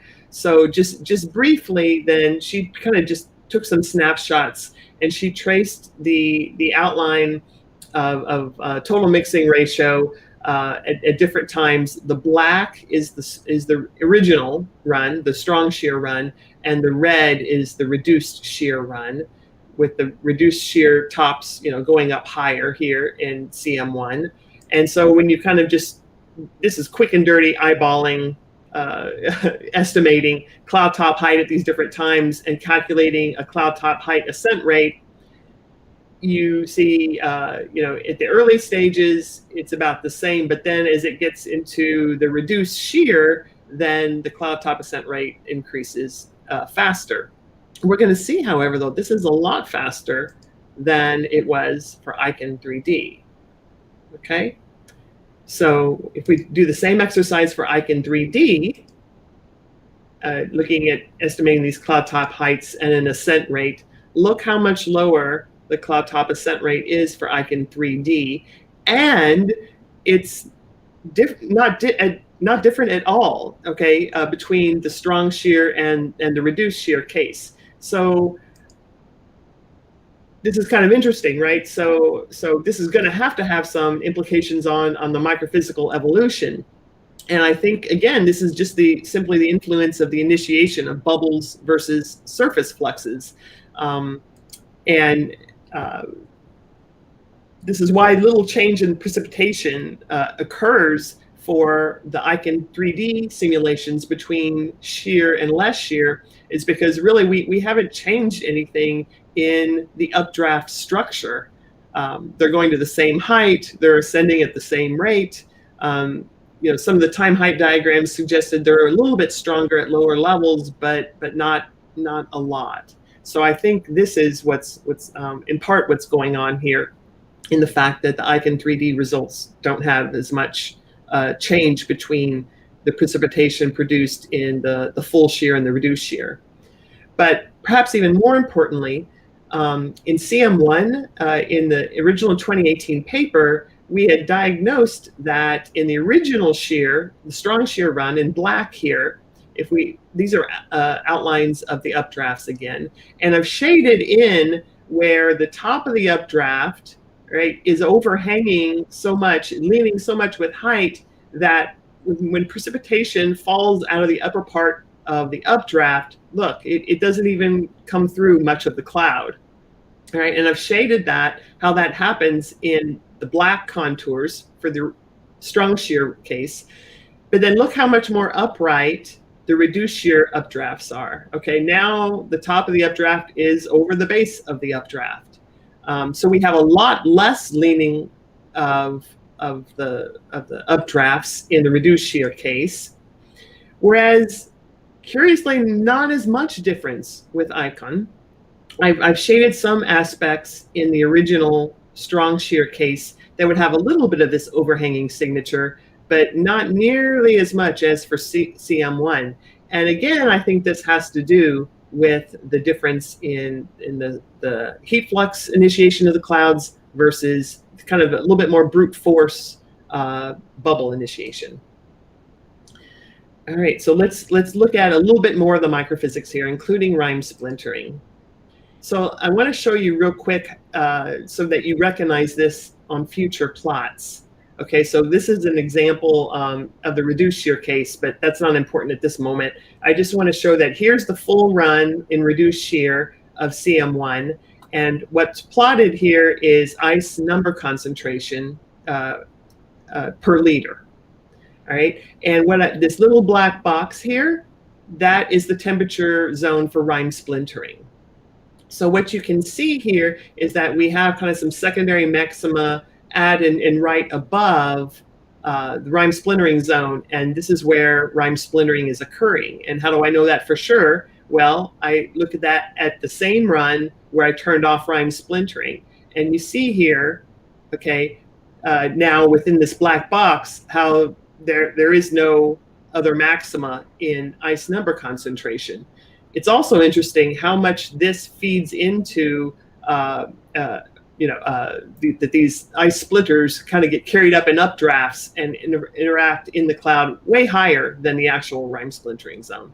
So anyway, I'm not going to keep showing these no rime splintering zone. I'm not going to show these runs where we had rime splintering turned off anymore, but just know that when we're looking inside this black box, that's what we're looking for, increases in ice. So if we look at the original shear runs, CM1 is on the left, Icon 3D is on the right. I did note here that Icon 3D, the tops are a little bit higher, still within the parameters of what we requested, but the temperatures there are lower in the colder cloud tops than for CM1. So we're seeing a little more primary ice made in the colder cloud tops of Icon 3D. But we're also seeing some rime splintering going on in both cases. And if we reduce the shear, and this was what we showed in our original paper, in CM1, we got even more rime splintering, order of magnitude more ice going on in the cloud. Whereas Icon 3D, a little bit more, but not substantially so. Okay, so both simulations show a little evidence of rime splintering occurring, but CM1 has more sensitivity to the reduced shear, having more in the reduced shear run. And again, I think this is a result of the tilting of the updrafts, right? When you have less tilting of the updrafts in CM1 in the reduced shear case, you're letting that grapple fall through more cloud in the rime splintering zone and thus making more rime splinters. If your updrafts here, if there's not much change in the tilt when you reduce the shear, then you're not seeing that effect.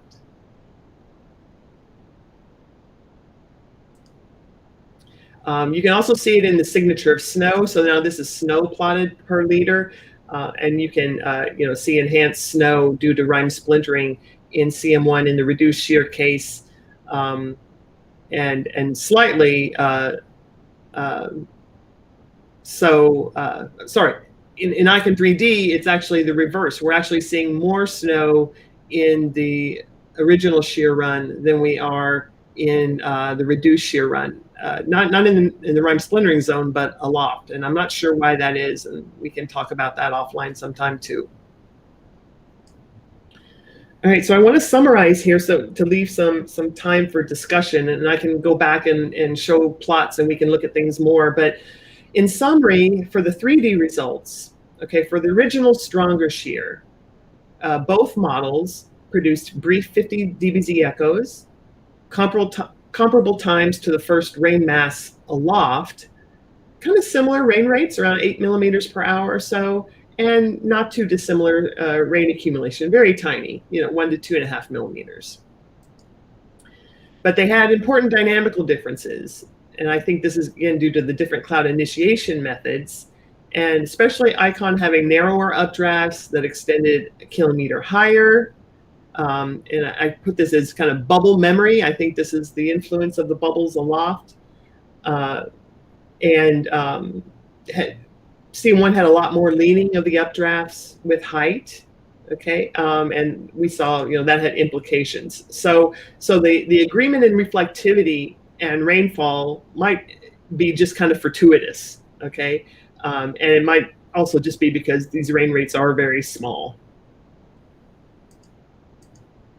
When the shear was reduced, the CM1 updrafts leaned less with height, allowing more accretion by the falling precip, increasing the max rain rate 4 times, whereas Icon updrafts were only slightly stronger, and they were still upright, basically, and maybe had been slightly tilted, and now we're less slightly tilted, but the rain rate only increased by about 1.4 times.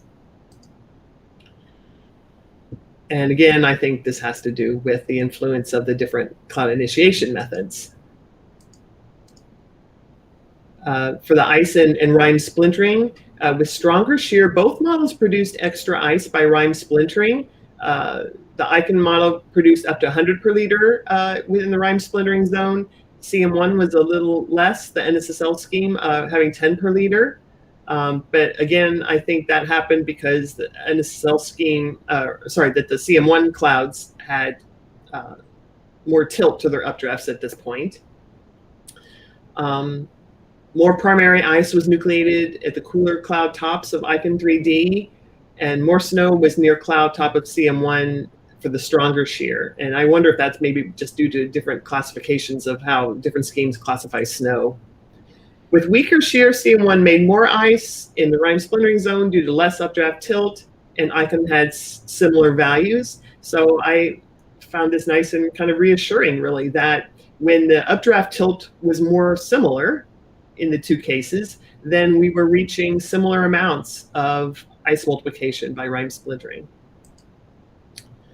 I had mentioned this in the 2018 paper, and it was still true here, that none of the models showed significant feedback of rime splintering into Grapple or rain mass. I didn't go through showing that, but when you turned off rime splintering, you thought, oh, well, maybe we're seeing big increases in Grapple or rain mass, but no.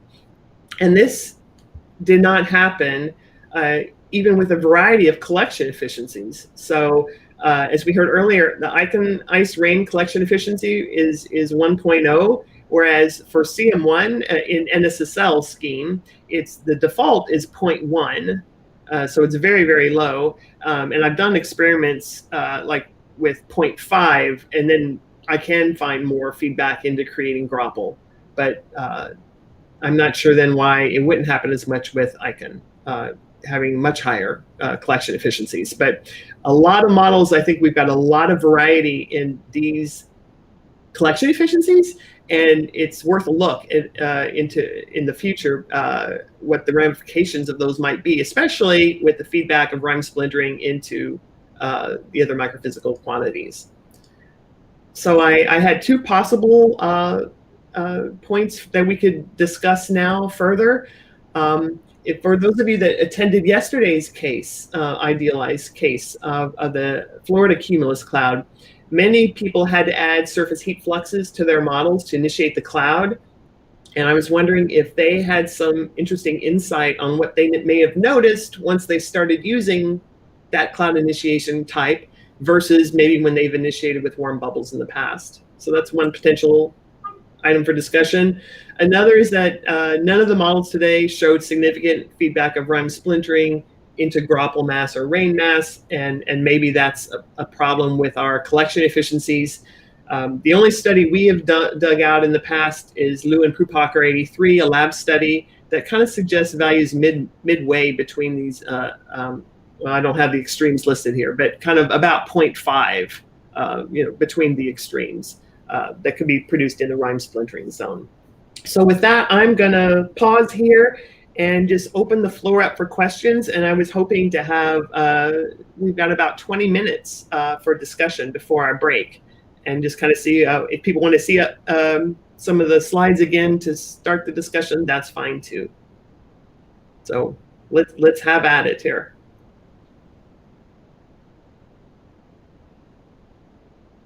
Okay, Axel, you're spotlighted. Unmute yourself. Okay, hi. Thanks for the great presentation, and good to see all these results. I'm just wondering, wouldn't it be rather straightforward to put the bubbles into CM1, and wouldn't that answer many of your questions? I think that should be easier than putting the heating rate approach into Icon, or yeah. It's something that's on my to-do list. It's just I couldn't get to it before then. Some of these modeling results we just received on Monday, and so I've been analyzing things like crazy. And yes, so I think exactly that's what we need to do to really know for sure. Yeah. And on the other hand, it's a bit sad that we have only these two models in this case, but to make it more kind of rigorous in the comparison, maybe we should think about putting the NSSL scheme into ICON.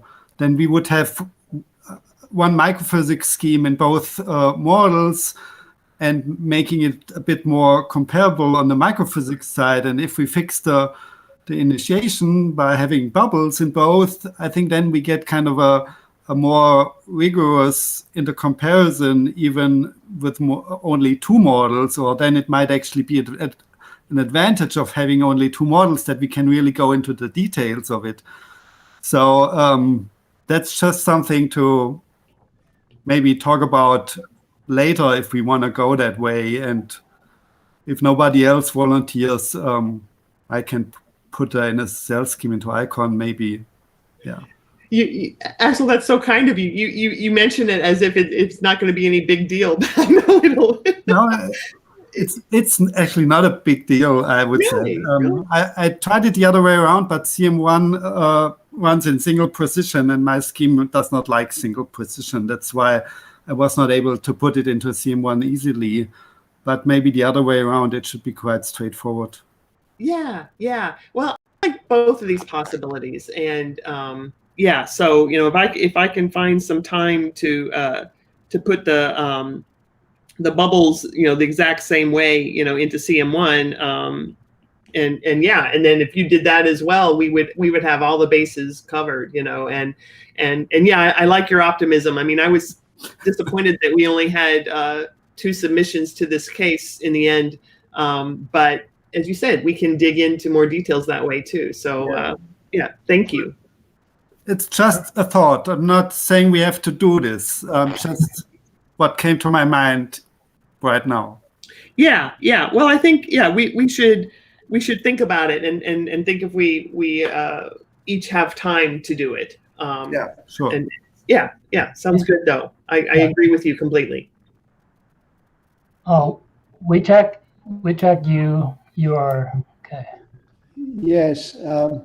So I agree with everything that has been. I think you have to unmute, Wojtek. We're not hearing you. All right, hold on. Let me see if you need to be spotlighted. Okay, now you're spotlighted. Go ahead. So a couple of comments. I agree with everything, the exchange between you and Axel. That I agree that having the same forcing, and even better, the same microphysics scheme with different dynamical framework would be good.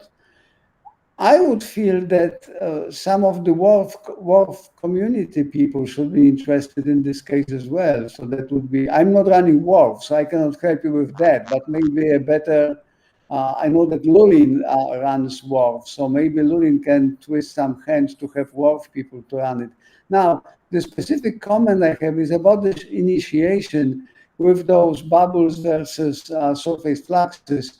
And as you probably remember, in yesterday's case, we designed a scheme with surface fluxes.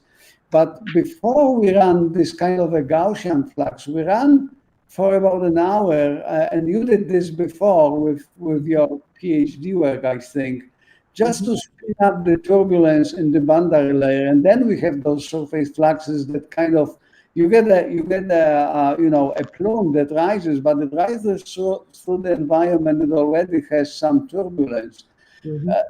And the approach that you have, and I could imagine the bubble approach, doesn't include that. I'm just curious how important that is. Maybe it's a complication because then, you would think about maybe you need an ensemble actually. When you don't have turbulence, I'm not sure whether you need ensemble or not, but it's something to think about as well.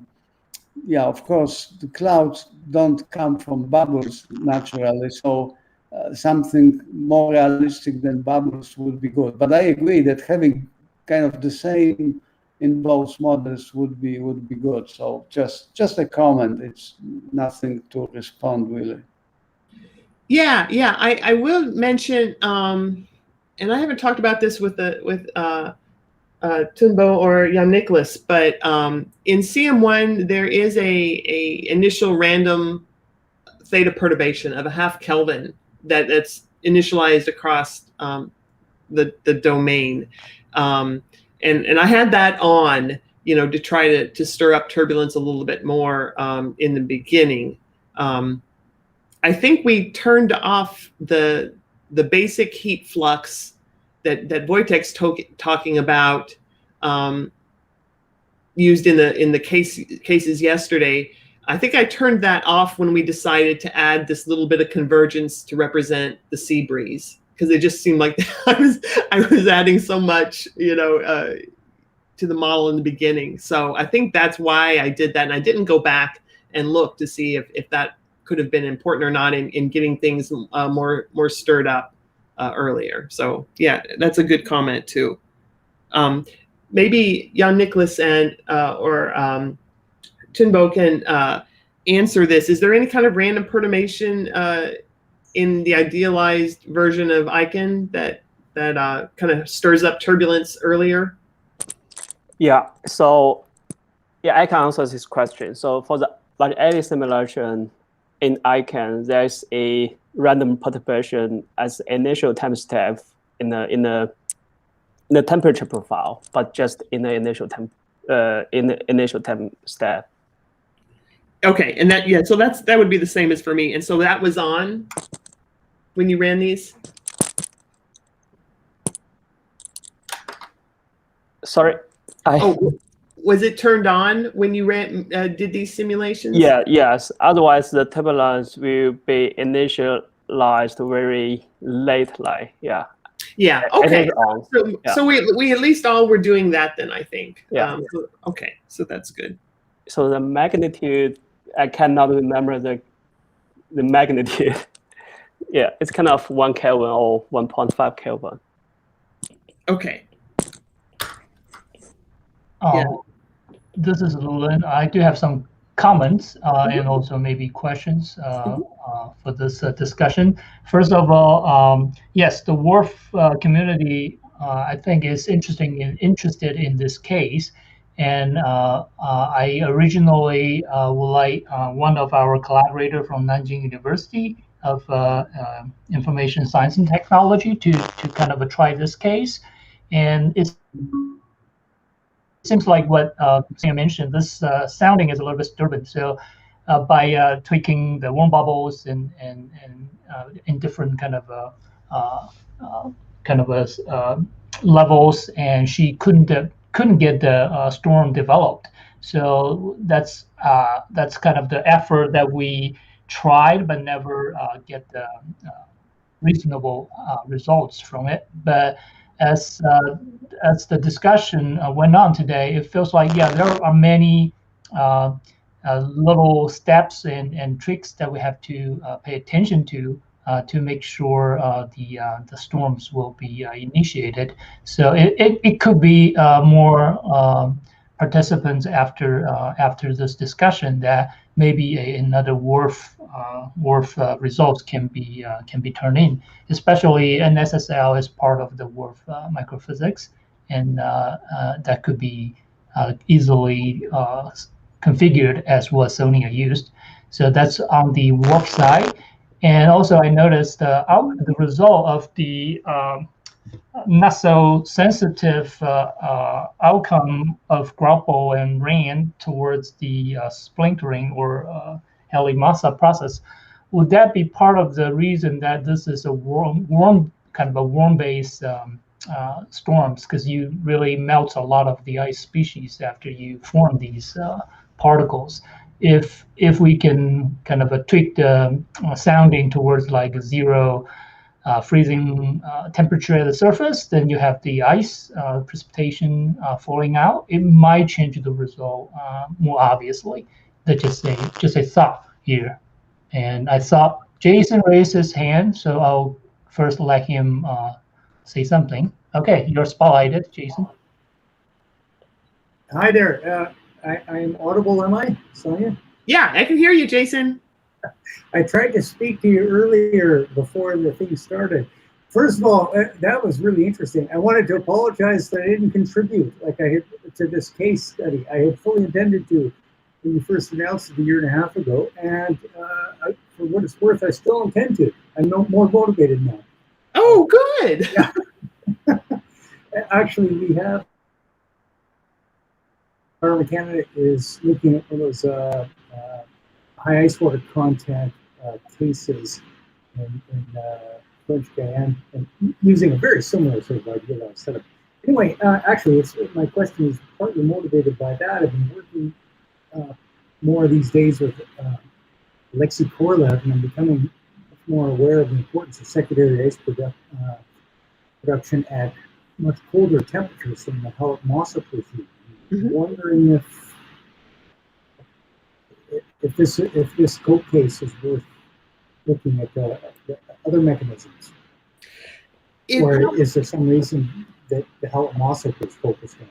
Yeah, well, I think Hallett-Mossop was focused on, you know, a lot of the investigators involved in COPE had done previous studies in England and had found lots of evidence for rime splintering in those other cases as well. And so, you know, we probably all came in to that field campaign with that expectation. Another reason that we found all these splinters. You know, we didn't see so many evidence of shattered raindrops, for example, which is another really popular secondary ice production process, you know, going on right now. And I think that's the one that maybe Alexei favors in some cases. And you know, I think realistically, you know, there could be both and more active, right? And so we just kind of look for what seems to be the most prevalent in the observations. And for this set, at least, it was more rime splintering. We didn't see as much evidence for raindrops shattering and then freezing, but you know, that can depend on what probes you're using and everything too. So the other reason I focused on rime splintering here is that a lot of models don't yet have the raindrop shattering and then freezing mechanism yet in them. I think more are getting that put in, and yeah, maybe we should, you know, have a look at that as well. That, you know, that's another thought for sure. It just depends on, I guess. Jan Nicholas, I think you said that ICANN already has those in both MC Snow and the default cipher being microphysics, right?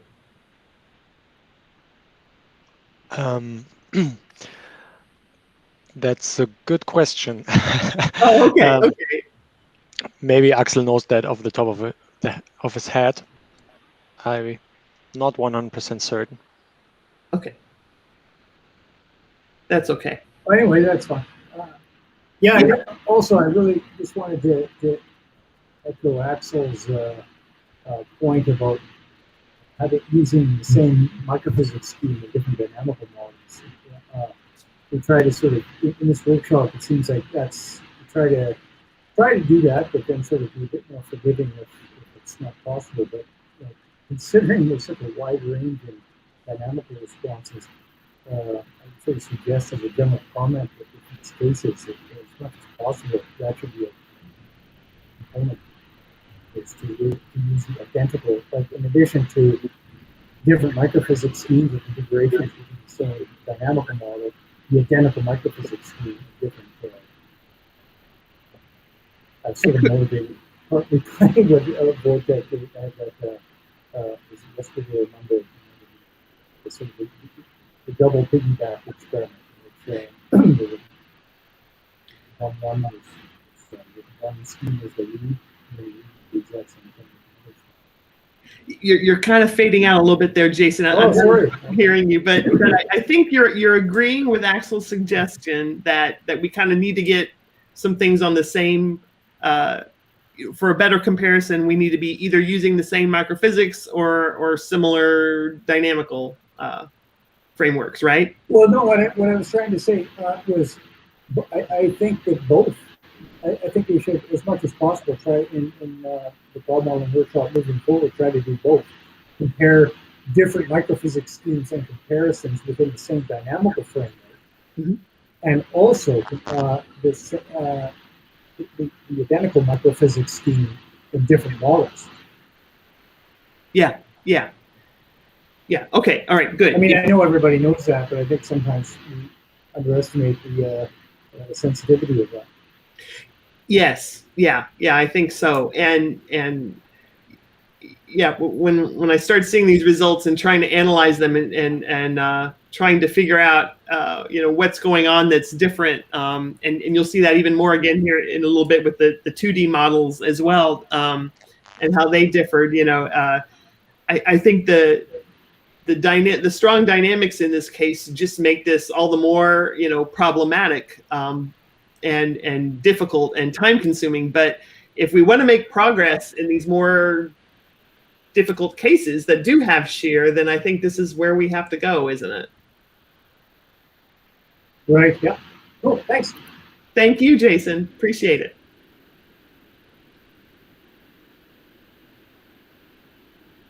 Okay, we have Hugh's hands up. So Hugh, you are spotlighted. I'll try and unmute here. All right, we can hear you. Kind of along the... Oh, can you hear me at all? Hello? Oh, you're cutting out a little bit, Hugh. Yeah, I got a message that said I was disconnected from the room. Oh. Yeah, well, we hear you now. I'm maybe a little surprised that Wojtek didn't bring this up. Maybe he did earlier. I missed the first little bit. But the idea of trying to do microphysical piggybacking here, which I think this that would be quite attractive for this this kind of thing. And of course, the big drawback is it's not actually in CM1 at the moment, which I'm sure is the main small drawback. Yeah, but I wanted to mention that Kamal Chandrakar and I are planning on adding piggybacking in CM1 in the quite near future. Ooh.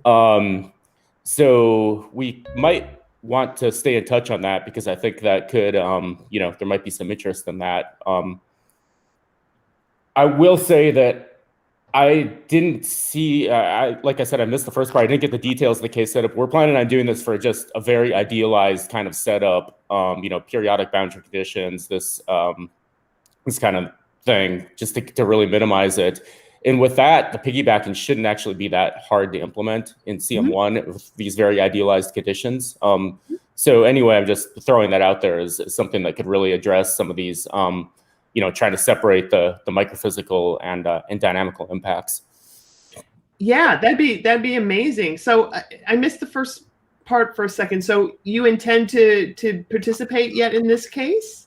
I wasn't planning on that because Jason was Jason mentioned participating in it with, I'm assuming he's talking about participating with P3. I haven't talked to him too much about that, so I think that would sort of be where my main interest would lie in this.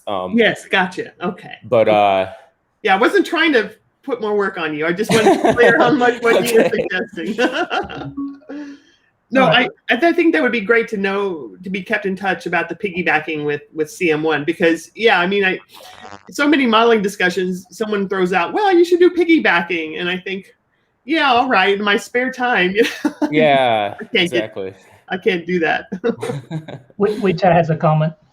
No, I have a very quick comment that actually we are also working on piggybacking inside WRF. So that's another possibility, and Luli knows more than I on that. But that's another possibility. Okay. Yes, we do. And actually, we have simulated some score line case with the piggybacking in WRF already, also using an SSL microphysics. So if we can get this strong shear tilted case simulated, we will probably easily apply that piggybacking towards this. Oh, that'd be great too. Yeah. Lulan, was NSSL one of the schemes that was already coupled with piggybacking and Wharf? I wasn't aware of that. It Not is. that it'd be that hard to add it, but You don't have to, because once you have all the necessary needed moisture variables, have the piggybacking variables, then you are able to switch the microphysics. yeah, that's what I'm saying. So it'd be pretty. It would be easy to add in. Yeah. Yep. Fantastic. All right. Yeah, it sounds like this may be a multi-year study here. Great. All right. I have it's time for a break unless someone wanted to bring up something else yet about this, because after the break, we're going to go to the 2D results. So does anything else anyone wanted to add right now?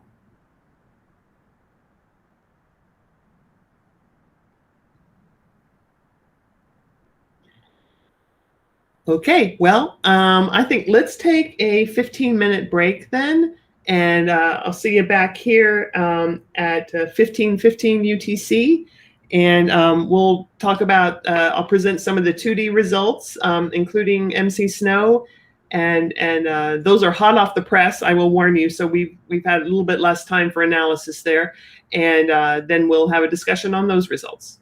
All right, thanks everyone, thanks for the good discussion too.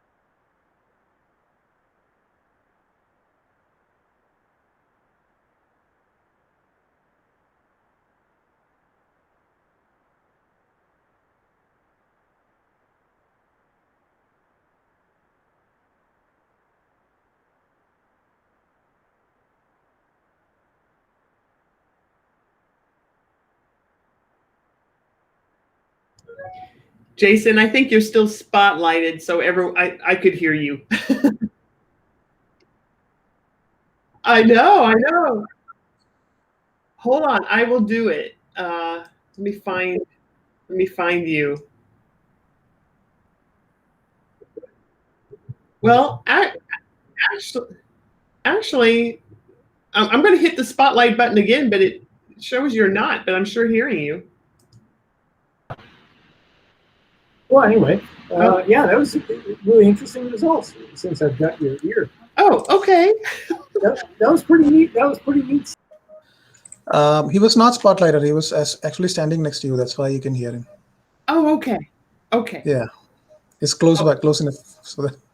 Okay. All right. Thanks, Sandeep. I wasn't sure. Of course, everybody can hear me because I'm spotlighted. So. Yes. Well, thanks, Jason. Yeah, and yeah, I'm going to follow up here in a second, but I mean, I think there's deeper physics to be thought of here too, and not just modeling differences. I mean, I think these strongly sheared clouds, it just shows how sensitive they are to little differences even.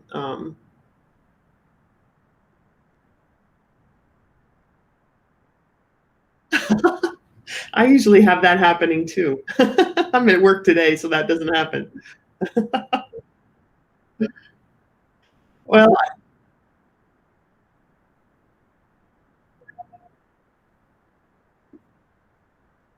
yes, yeah, it's quite different.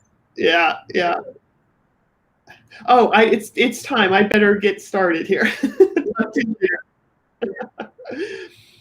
Hello, everyone, and welcome back. Yeah, we're going to continue here in a moment with the 2D results. I was just mentioning to Jason, you know, with so few entries too, I don't know if we're ready to say anything yet about the physics, but we want to learn something, I think, from this case, not just about model differences, but also what don't we yet know or do well enough with strongly sheared convective clouds. And if anything, I think this case is just highlighting all the nuances. You know, there's many things to untangle, both dynamically and microphysically, and how those interact. And so we can get the same results for the wrong reasons as usual, you know, and can get very different results and actually have things much more in tune. So yeah, I think this is a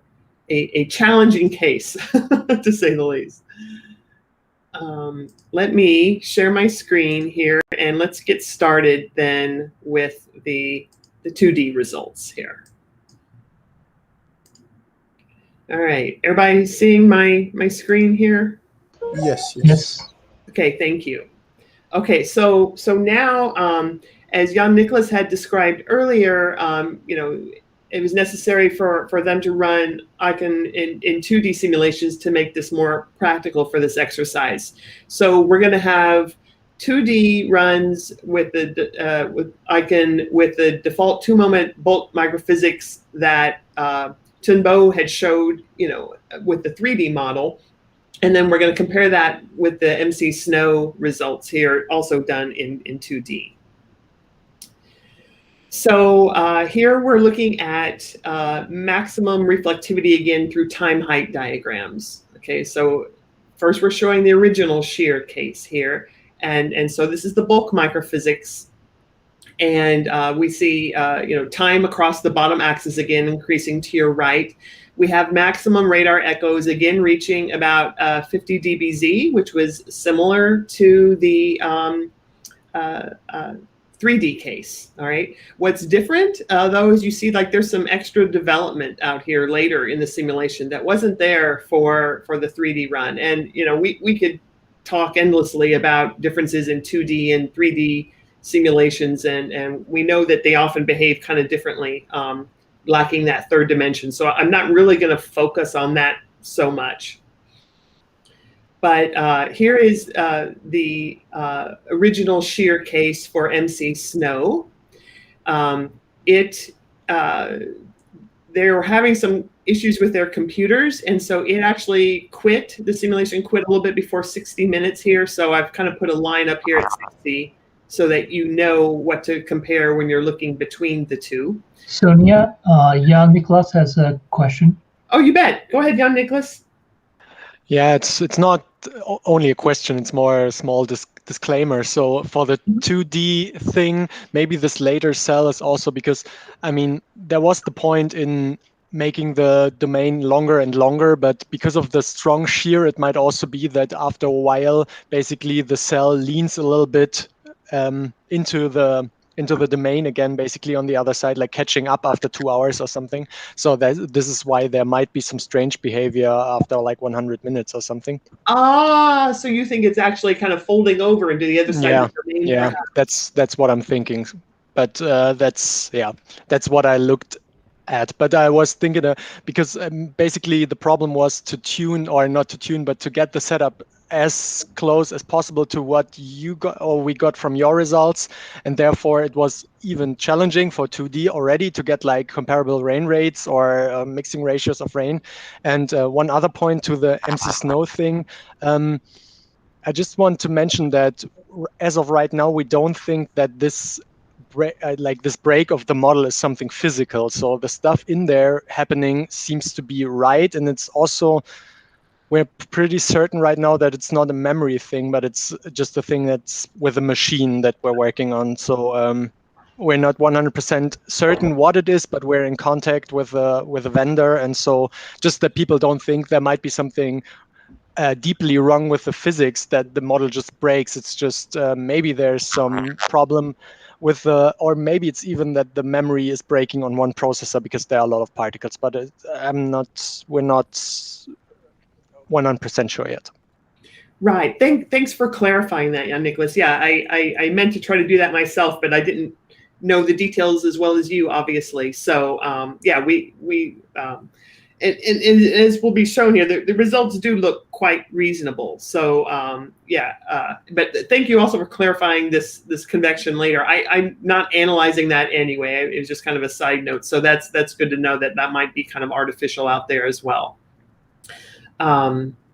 So what you do notice here when you compare the two, however, is that with MC Snow, higher reflectivity echoes are resulting, at mid levels and below, up to 60 dBz, compared to 50 maximum in the bulk microphysical run, and the maximum echoes are developing about 10 minutes later or so, okay, compared to up here in the bulk scheme. Now, if we look at the reduced shear case, now I hope Jan Nicholas isn't going to tell me that this, I don't think this is a product of, it doesn't look at a product of the periodic domain. We actually, in the reduced shear case, we get some secondary convection developing after 60 minutes that was not there, okay, in the original shear run, okay, and so we're going to see that this has big implications then on the amount of rainfall produced in this simulation, and I'll explain why in a little bit. Again, it's dynamically related. With MC Snow, with the reduced shear run, it only ran to 50 minutes for the same issues that Jan Nicholas was just explaining earlier. So in the interest of time, I had to just compress this diagram so that the time scale is the same, as about the same as the picture aloft. And we don't see a lot of differences in the results here with the reduced shear. And since it didn't go out farther, I can't see if the secondary convection would again have developed. But it sounds like it probably would have, given the dynamics that these two runs are sharing. If you're wondering, though, there was not much change in the MC Snow results from the original shear. If anything, it looks like there might be a little bit weaker echoes sometimes in the maximum values here, but overall not a really big change in the full shear and reduced shear runs. So let's look at rain rates here for the 2D models. So here's the bulk microphysics. Remember, the solid is the original shear rainfall rates, and the dashed or reduced shear. And so I put the reflectivity, a snapshot here at 30 minutes when the peak rainfall rate was occurring in the original shear run, and these are what the echoes look like. In the reduced shear run, there's still a lot of tilt, but you kind of see that the tops of the clouds are a little bit better aligned with the cloud below, and we see higher rain rates, not exactly at 30 minutes, but just afterward. As in this reduced shear run, the echoes kind of fill in, and we end up getting more precipitation, overall over the domain at about 40 minutes. Now, this increased filling in of the line and in the reduced shear case that makes this additional precipitation at about 40 minutes up front, it's going to have some implications. So I've seen this in some other simulations we did with COPE, and I think that's what's going on here, is that this extra rain was enough to kind of put out some outflow, and you get yet a new echo and a new storm at about 60 minutes. And notice how upright and strong and big this cell is. And that's what gave us the high rain rate then in the reduced shear case at 60 minutes. That cell was totally non-existent in the original shear case. So this explains why we're seeing such high rain rates compared to the high shear case.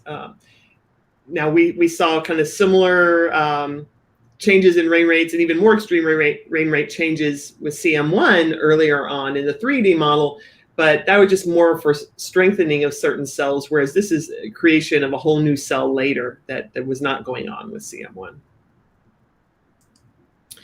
All right, so MC snow, then the rain rates, not a lot of difference in the original shears, the solid, and the dashed is the reduced shear. I mean, I guess you can say it's a doubling, right, of the maximum precipitation rate from 3 millimeter per hour to 6 millimeter per hour, but it's all still pretty small.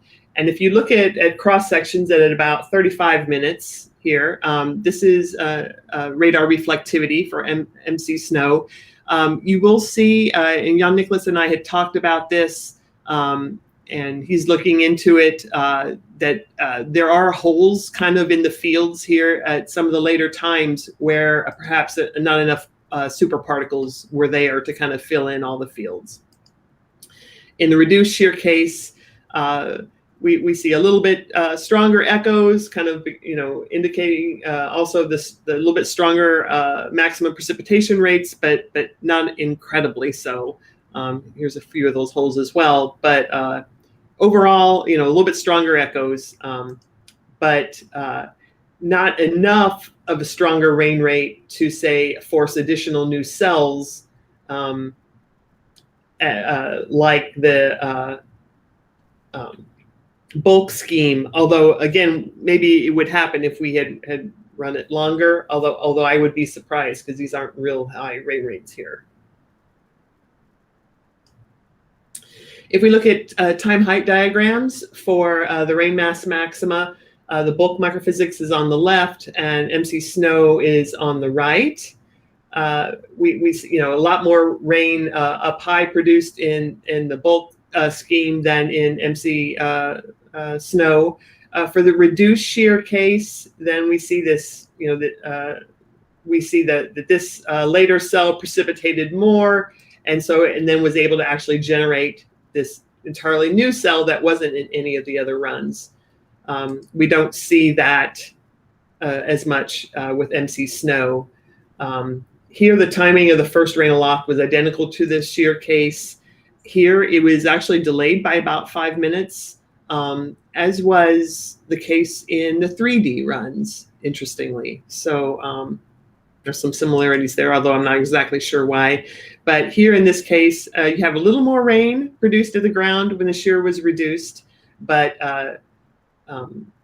because we don't run out long enough to see if this second cell forms. We don't know if we're going to get that or not in the MC Snow case yet. So is the story the same with updraft tilting? And the answer is somewhat. Okay, so if we look at icon 2D with the bulk microphysics, here is a vertical, well, it is the cross section for the updrafts and downdrafts. And I've just kind of sketched in some arrows here where if the precip is up high at the top of the updraft and falls down, it's not falling through much cloud or much updraft in the original shear case, but it is more so in the reduced shear case. And so that would help explain the higher rain rates in the reduced shear case, and those higher rain rates that were even able to excite new convection. So accretion was going to be enhanced as the precipitation particles fell out of the top of the updraft in the reduced shear case. It is the same with MC Snow. Here I've got original shear on the top and reduced shear on the bottom. Again, you do see the tilting is not as extreme in the reduced shear case. So again, I think this is why you see double the precipitation rates for MC Snow in the reduced shear as compared to the original shear. It's more of a dynamical thing again. If you're just curious, from what I could tell with these time height diagrams and some other analyses, these updrafts produced with the bulk microphysics and MC Snow are pretty similar. I tried to sketch in a line here so you could kind of see the rate of increase here with height in these time height diagrams, and it's pretty similar, maybe maximum or slightly weaker with MC Snow, but pretty comparable. And reduced shear, I think, also again, pretty comparable, maybe a little bit longer lasting or not as extensive in area for the maxima in the updraft speeds. So what I would say is no major differences though. There again, you see the new cell force by that earlier stronger rainfall in the reduced shear case for the bulk microphysics though. Yeah, and updrafts are a little enhanced when shear is reduced with MC Snow. Now I'm going to jump to rime splintering. Okay, so this is just an example plot again first, just to show MC Snow a run with rime splintering on, and on the bottom when rime splintering was turned off. This happens to be the original shear case. But all I wanted to point out here is that we're using the superparticle method here, and we still see the same kind of rime splintering signature. If we look within the black rectangle for increased ice number concentrations within the rime splintering zone, we see it for the default run when rime splintering is on, and here when rime splintering is turned off, that whole second maxima level within the rime splintering zone is absent. So you're getting the same signature with a very different kind of microphysical framework. So we can continue to interpret these plots like we were in the last session, last part. All right, so now let's do some comparisons then. So for original shear, let's look at the number of ice per liter. And something I did notice here is for the original shear case, it looks like the cloud tops do get a little colder. They're a little higher and they get a little colder then for the bulk microphysics run as compared to MC Snow. And as a result then, you see a little bit more primary ice nucleation at the cloud tops than you do at MC Snow. So that's other than rime splintering, that's just primary nucleation. So if we do some ice budgets at some point, we need to keep that in mind. Now, when we reduce the shear, all right, then we see a little bit more enhancement of ice number concentration in the rime splintering zone. Not as drastic as it was, like say, for the CM1 model, but we do see some enhancement as those updrafts are tilted a little bit less in the vertical. Same as for MC Snow, I mean, there are hints of a little bit more of the dark red color in this box, but you kind of have to look hard. What I did notice is that in the reduced shear case, the rime splintering seems to start a little bit earlier, and that makes sense intuitively that if updrafts are less tilted, perhaps that we're getting some grapple falling through the rime splintering zone earlier, but we'd have to actually look into that to make sure. So a little bit of enhancement, but not near as much as enhancement when we reduce the shear for the bulk microphysics case, and then definitely not as much as we saw earlier for CM1. There is also a signature for rime splintering in the number of snow particles. What I found kind of curious here, and I think some of you who are more knowledgeable about Lagrangian particle modeling and MC snow as well, you notice that there's a lot more snow really over the entire depth of the clouds in MC snow. Maybe it's trying to live up to its name. I don't know. A lot more snow in MC snow than compared to the bulk microphysics. And this is the original shear case. We do see some rime splintering enhancing the snow values in the original shear case. And then in the reduced shear case, the bulk scheme has slightly more snow in the rime splintering zone. Curiously, in the reduced shear case for MC snow, it has slightly less snow here. So I'm not entirely sure what's going on, except that maybe we're just kind of playing in the noise, and this might just be a choice of a contour interval or something that is making it appear that way. All right, so I want to summarize so that we have some more time to talk about this, because I know many people will be more curious about MC snow and what it can do. So just in brief here, for the original shear case, the stronger shear case, the bulk microphysics only produced, say, 50 dBz echoes, whereas MC snow produced 60 dBz echoes, so stronger radar echoes. It was also, MC snow was a little slower by a few minutes to produce the first rain mass aloft, like say a gram per kilogram aloft, but both were producing similar maximum rain rates, around 3 to 4 millimeters per hour. When we went to the reduced shear case, both had the same maximum echoes as the original shear case. But as you know, and I've belabored this point a lot, the 2D bulk run had enough of an increase in precipitation to produce some additional convection. Both of the 2D runs here had updrafts tilting less with height that assisted accretion by precip in the reduced shear runs. But it yielded differences in maximum rain rate. For the bulk microphysics, it increased the rain rate about 3 times. MC snow increased it about 2 times. So the big change was, again, to make more precip by accretion in less tilted updrafts when you reduce the shear. And in one case, it even was able to generate some secondary, heavily precipitating secondary convection. As we try to run MC snow farther, if the group decides to do that, then we might see then if also secondary convection would have occurred there, or if that's something else going on. With stronger shear, both models produce extra ice in the rime splintering zone. The bulk microphysics had a little more than MC snow did, and more primary ice was nucleated in the colder cloud tops of the bulk microphysics run. My question to maybe discuss in a little while could be, does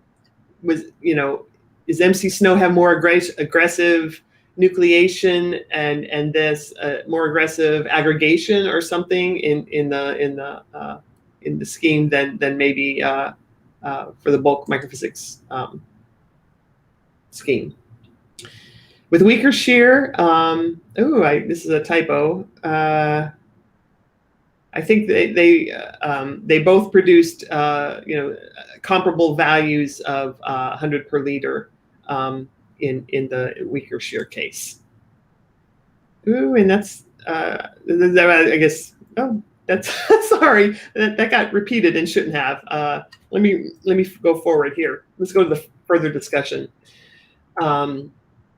So I guess I was wondering in general, do LPMs produce more intense precipitation than bulk models? Do we tend to see that they're able to realize, parts of the cloud that could produce even higher, rain rates, for example? Is that what this result is suggesting? And is that something we often see with Lagrangian particle models? And then I also was wondering, with stronger shear, both models produced extra ice in the Rime splintering zone, but there's a lot more snow produced in MC snow, and is it because of, and this should say more aggressive aggregation rather than nucleation? Sorry about that. So with that, we've got about 20 minutes left for discussion, and I'll open it up. And if you want to talk about other topics related to these two runs, that is great. I am less familiar with Lagrangian particle models and wanting to learn. So if there are more important issues to be discussed here, please chime in. And with that, I'll open the floor to questions and discussion. Yeah, Axel, you are spotlighted. Go ahead. Okay, thanks a lot for the great overview. About the reflectivities, I think you didn't really explain how those were calculated. So are these just Rayleigh reflectivities, so rather simple calculations, or are there any Mie or T matrix methods involved? So I believe, so these were all calculated inside the model. I didn't calculate these outside. So it's whatever the model supplies. So like for, what would icon do normally? Yeah, then you would probably have to ask Niklas what he did for MaxSnow. So we can do rather sophisticated reflectivity calculations, but I don't think we have done that for this case yet. So it might just be Rayleigh is what you're saying? Yeah, which is of course okay for comparison, because then you don't have the complications for different people doing very different things. If we can agree on Rayleigh, then at least, yeah, we're all doing it pretty much the same. But then especially the range for the high DBZ might be much stronger. So you might not reach 60 if you do Mie or T matrix, but the Rayleigh would do it. But still, it points to some differences in the microphysics, as you say, that the Lagrangian particle might be able to do some more extreme particle size distributions. Yeah. Is that common? Do you know? I mean, can you kind of realize kind of things out more in the tails of the distributions because probably, you have all these detailed particles, right? We don't have much experience yet, but it at least it can deviate from the gamma distribution that's assumed in a bulk scheme. And yeah, if it has enough particles, it can maybe also randomly produce more extreme particles. So that's quite possible. And I also didn't really understand the snow thing. Did you compare the snow category from the bulk scheme with some snow from MaxSnow? Because there, of course, it would be, we don't distinguish snow and Graupel in the same way as in the bulk scheme.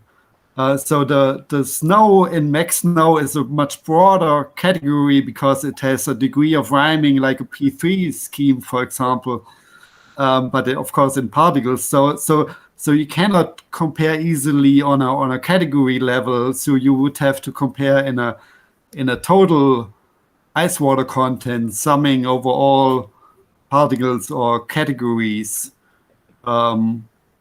Maybe that could already explain a little bit of the differences. That's an excellent point. Yeah, and I was, that's something we haven't delved into yet in the group, was the differences in how these different models define their classes, right? Yeah, yeah. you should Snow is always problematic. So, and you should at least put snow and grapple together, because how schemes distinguish between the two can be really different or even random. Okay. Yeah, of course. Then we had some earlier discussion. Someone was suggesting, we should be adding grapple and hail together too. So, because of those differences. Yeah, that's why I said, maybe just do a total precip ice and a total cloud ice kind of thing. Yeah. Just two really simple categories or something like that. Yeah. That's a good suggestion. Yeah. But of course, the particle model maybe can represent the smaller ones that are left behind and are attracted into the anvil. Maybe it can do that better. This difference between the really small ones and the larger ones, and then the bulk scheme that's all put together. And true. Okay. Yeah. So sedimentation differences is what you're getting at. Yeah, also the onset of the collision and especially the riming. So you have a riming onset at 100 micron that bulk schemes cannot really represent properly, and a bin or particle model can do that. So some of the ice mass might not participate in the riming and will end up in higher levels, just being transported upward without interacting too much with anything. Yes. Okay. All right, we have another hands up. So Matthew, you're spotlighted. You can unmute yourself.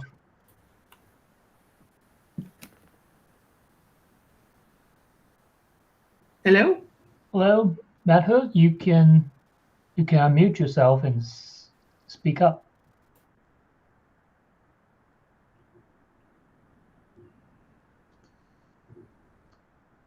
Oops, I don't know. Maybe your unmute function is not working well. Anyhow, you're still spotlighted if you can unmute yourself. Yeah, my question, I agree with yourself that highest reflectivity of more than 60 dBg in the above 0 degree isotherm is not always possible, because all the hail condition, but mostly in the snow sometime. So we are observing the maximum reflectivity of 30 dBg. So I agree with the earlier raised question that 60 dBg is a too high value. I am a radar observer, so I used to see this 60 dBg is a very high value. Yeah, right. Yeah, it's only it's a just comment. Yeah. No, Thank you. Thank you. Mm-hmm. Thank you. Mm-hmm. Thank you.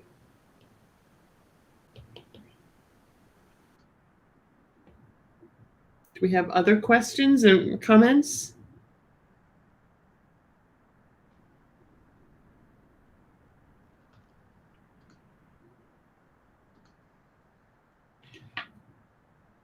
Yeah, I do have a comment or curious, since Shinichiro and the groups on the second single congestus clouds just simulate this with different microphysics, Eulerian and Lagrangian.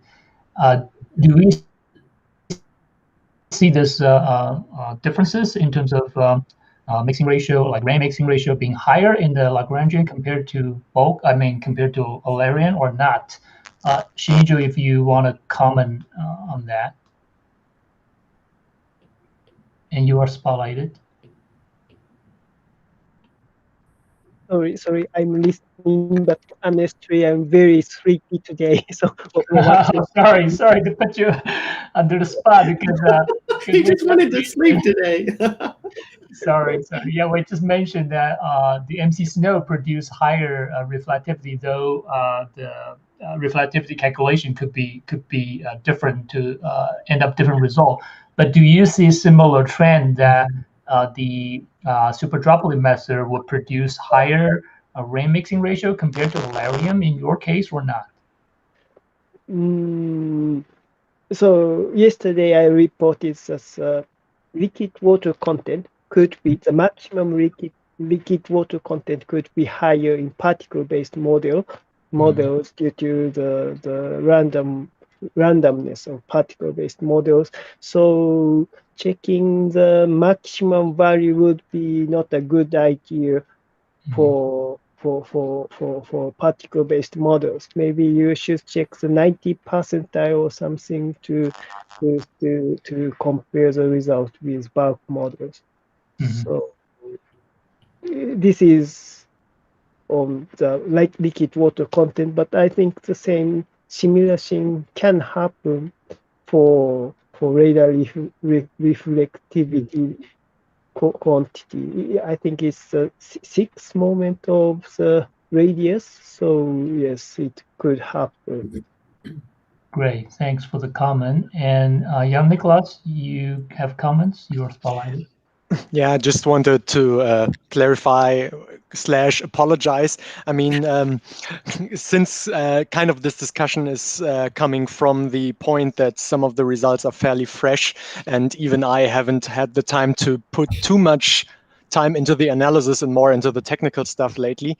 But I just wanted to point out that it's always an option to do, as Axel already mentioned, the reflectivity calculations, for example, with like T-metrics or something. And I just did that, but didn't comment it at that point, that the reflectivity calculations are the same as in the bulk, and therefore to make it even to at least talk about even things, because when you also have a difference, I mean, you already see the differences between bulk and MC Snow, and then the differences between 3D and 2D, and then also changing the reflectivity calculations would have maybe even skewed the picture a little bit further into one direction, and therefore. Yeah, it's probably an extra layer of complication we don't need. It's complicated enough, isn't it?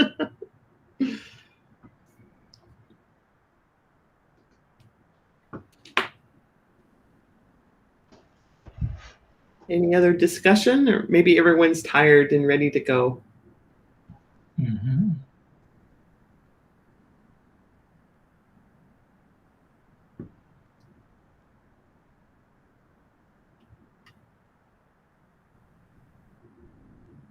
Something I do think we want to check on, Jan Nicholas, is the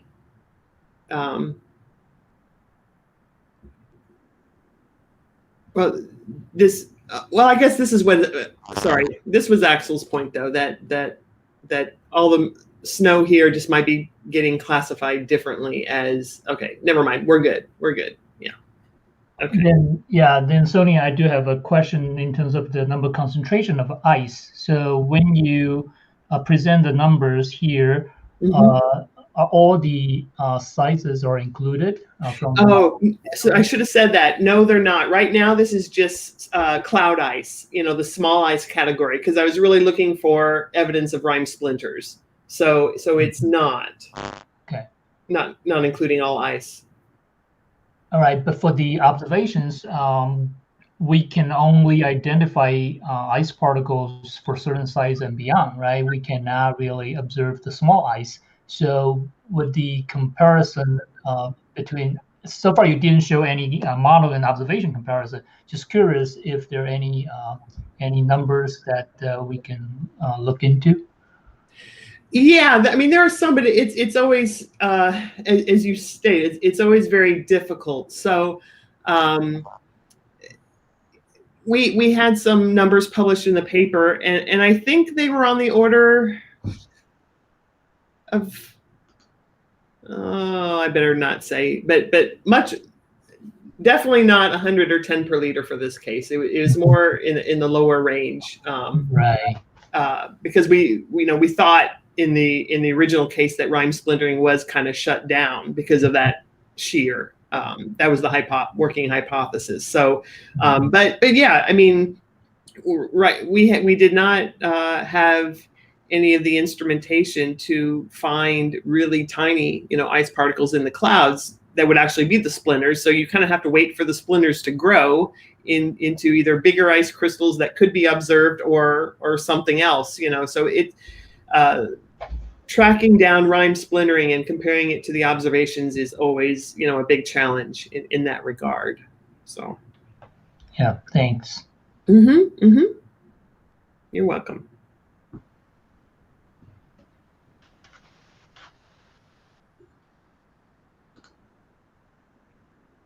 Well, I want to thank Jan Nicholas and Axel too for getting this working. I know that they had some issues in getting this working for this workshop, and it was kind of down to the wire. Jan Nicholas was working on this, so thank you, Jan Nicholas, for all the extra hours you put in to kind of make this happen. So.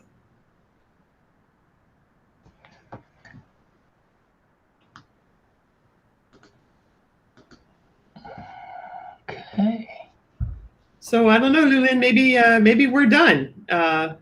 Yeah, I think so. We have a great day today, and thank you, Sonia and Holly, to organize and leading the discussion. It was awesome, and thank you everybody for being here for the third day. And we have 2 more days to go, and tomorrow will be our KaiPEX discussion. And also the venue is open 24/7, so you're welcome to look around and visit the posters anytime. So let's adjourn today's meeting, and we'll see you tomorrow. And thank you everybody. Thank you. Bye. Thank you. Bye. Excuse me, I just have a small announcement to make.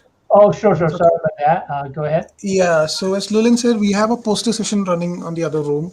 So I have a request. I request all the authors to be present next to their posters for the next 20 minutes or so they can interact with the participants.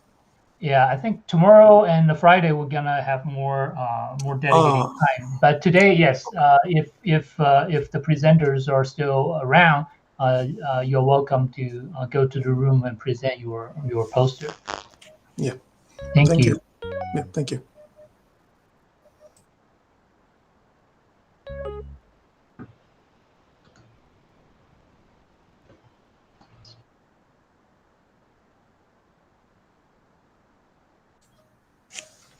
Hello.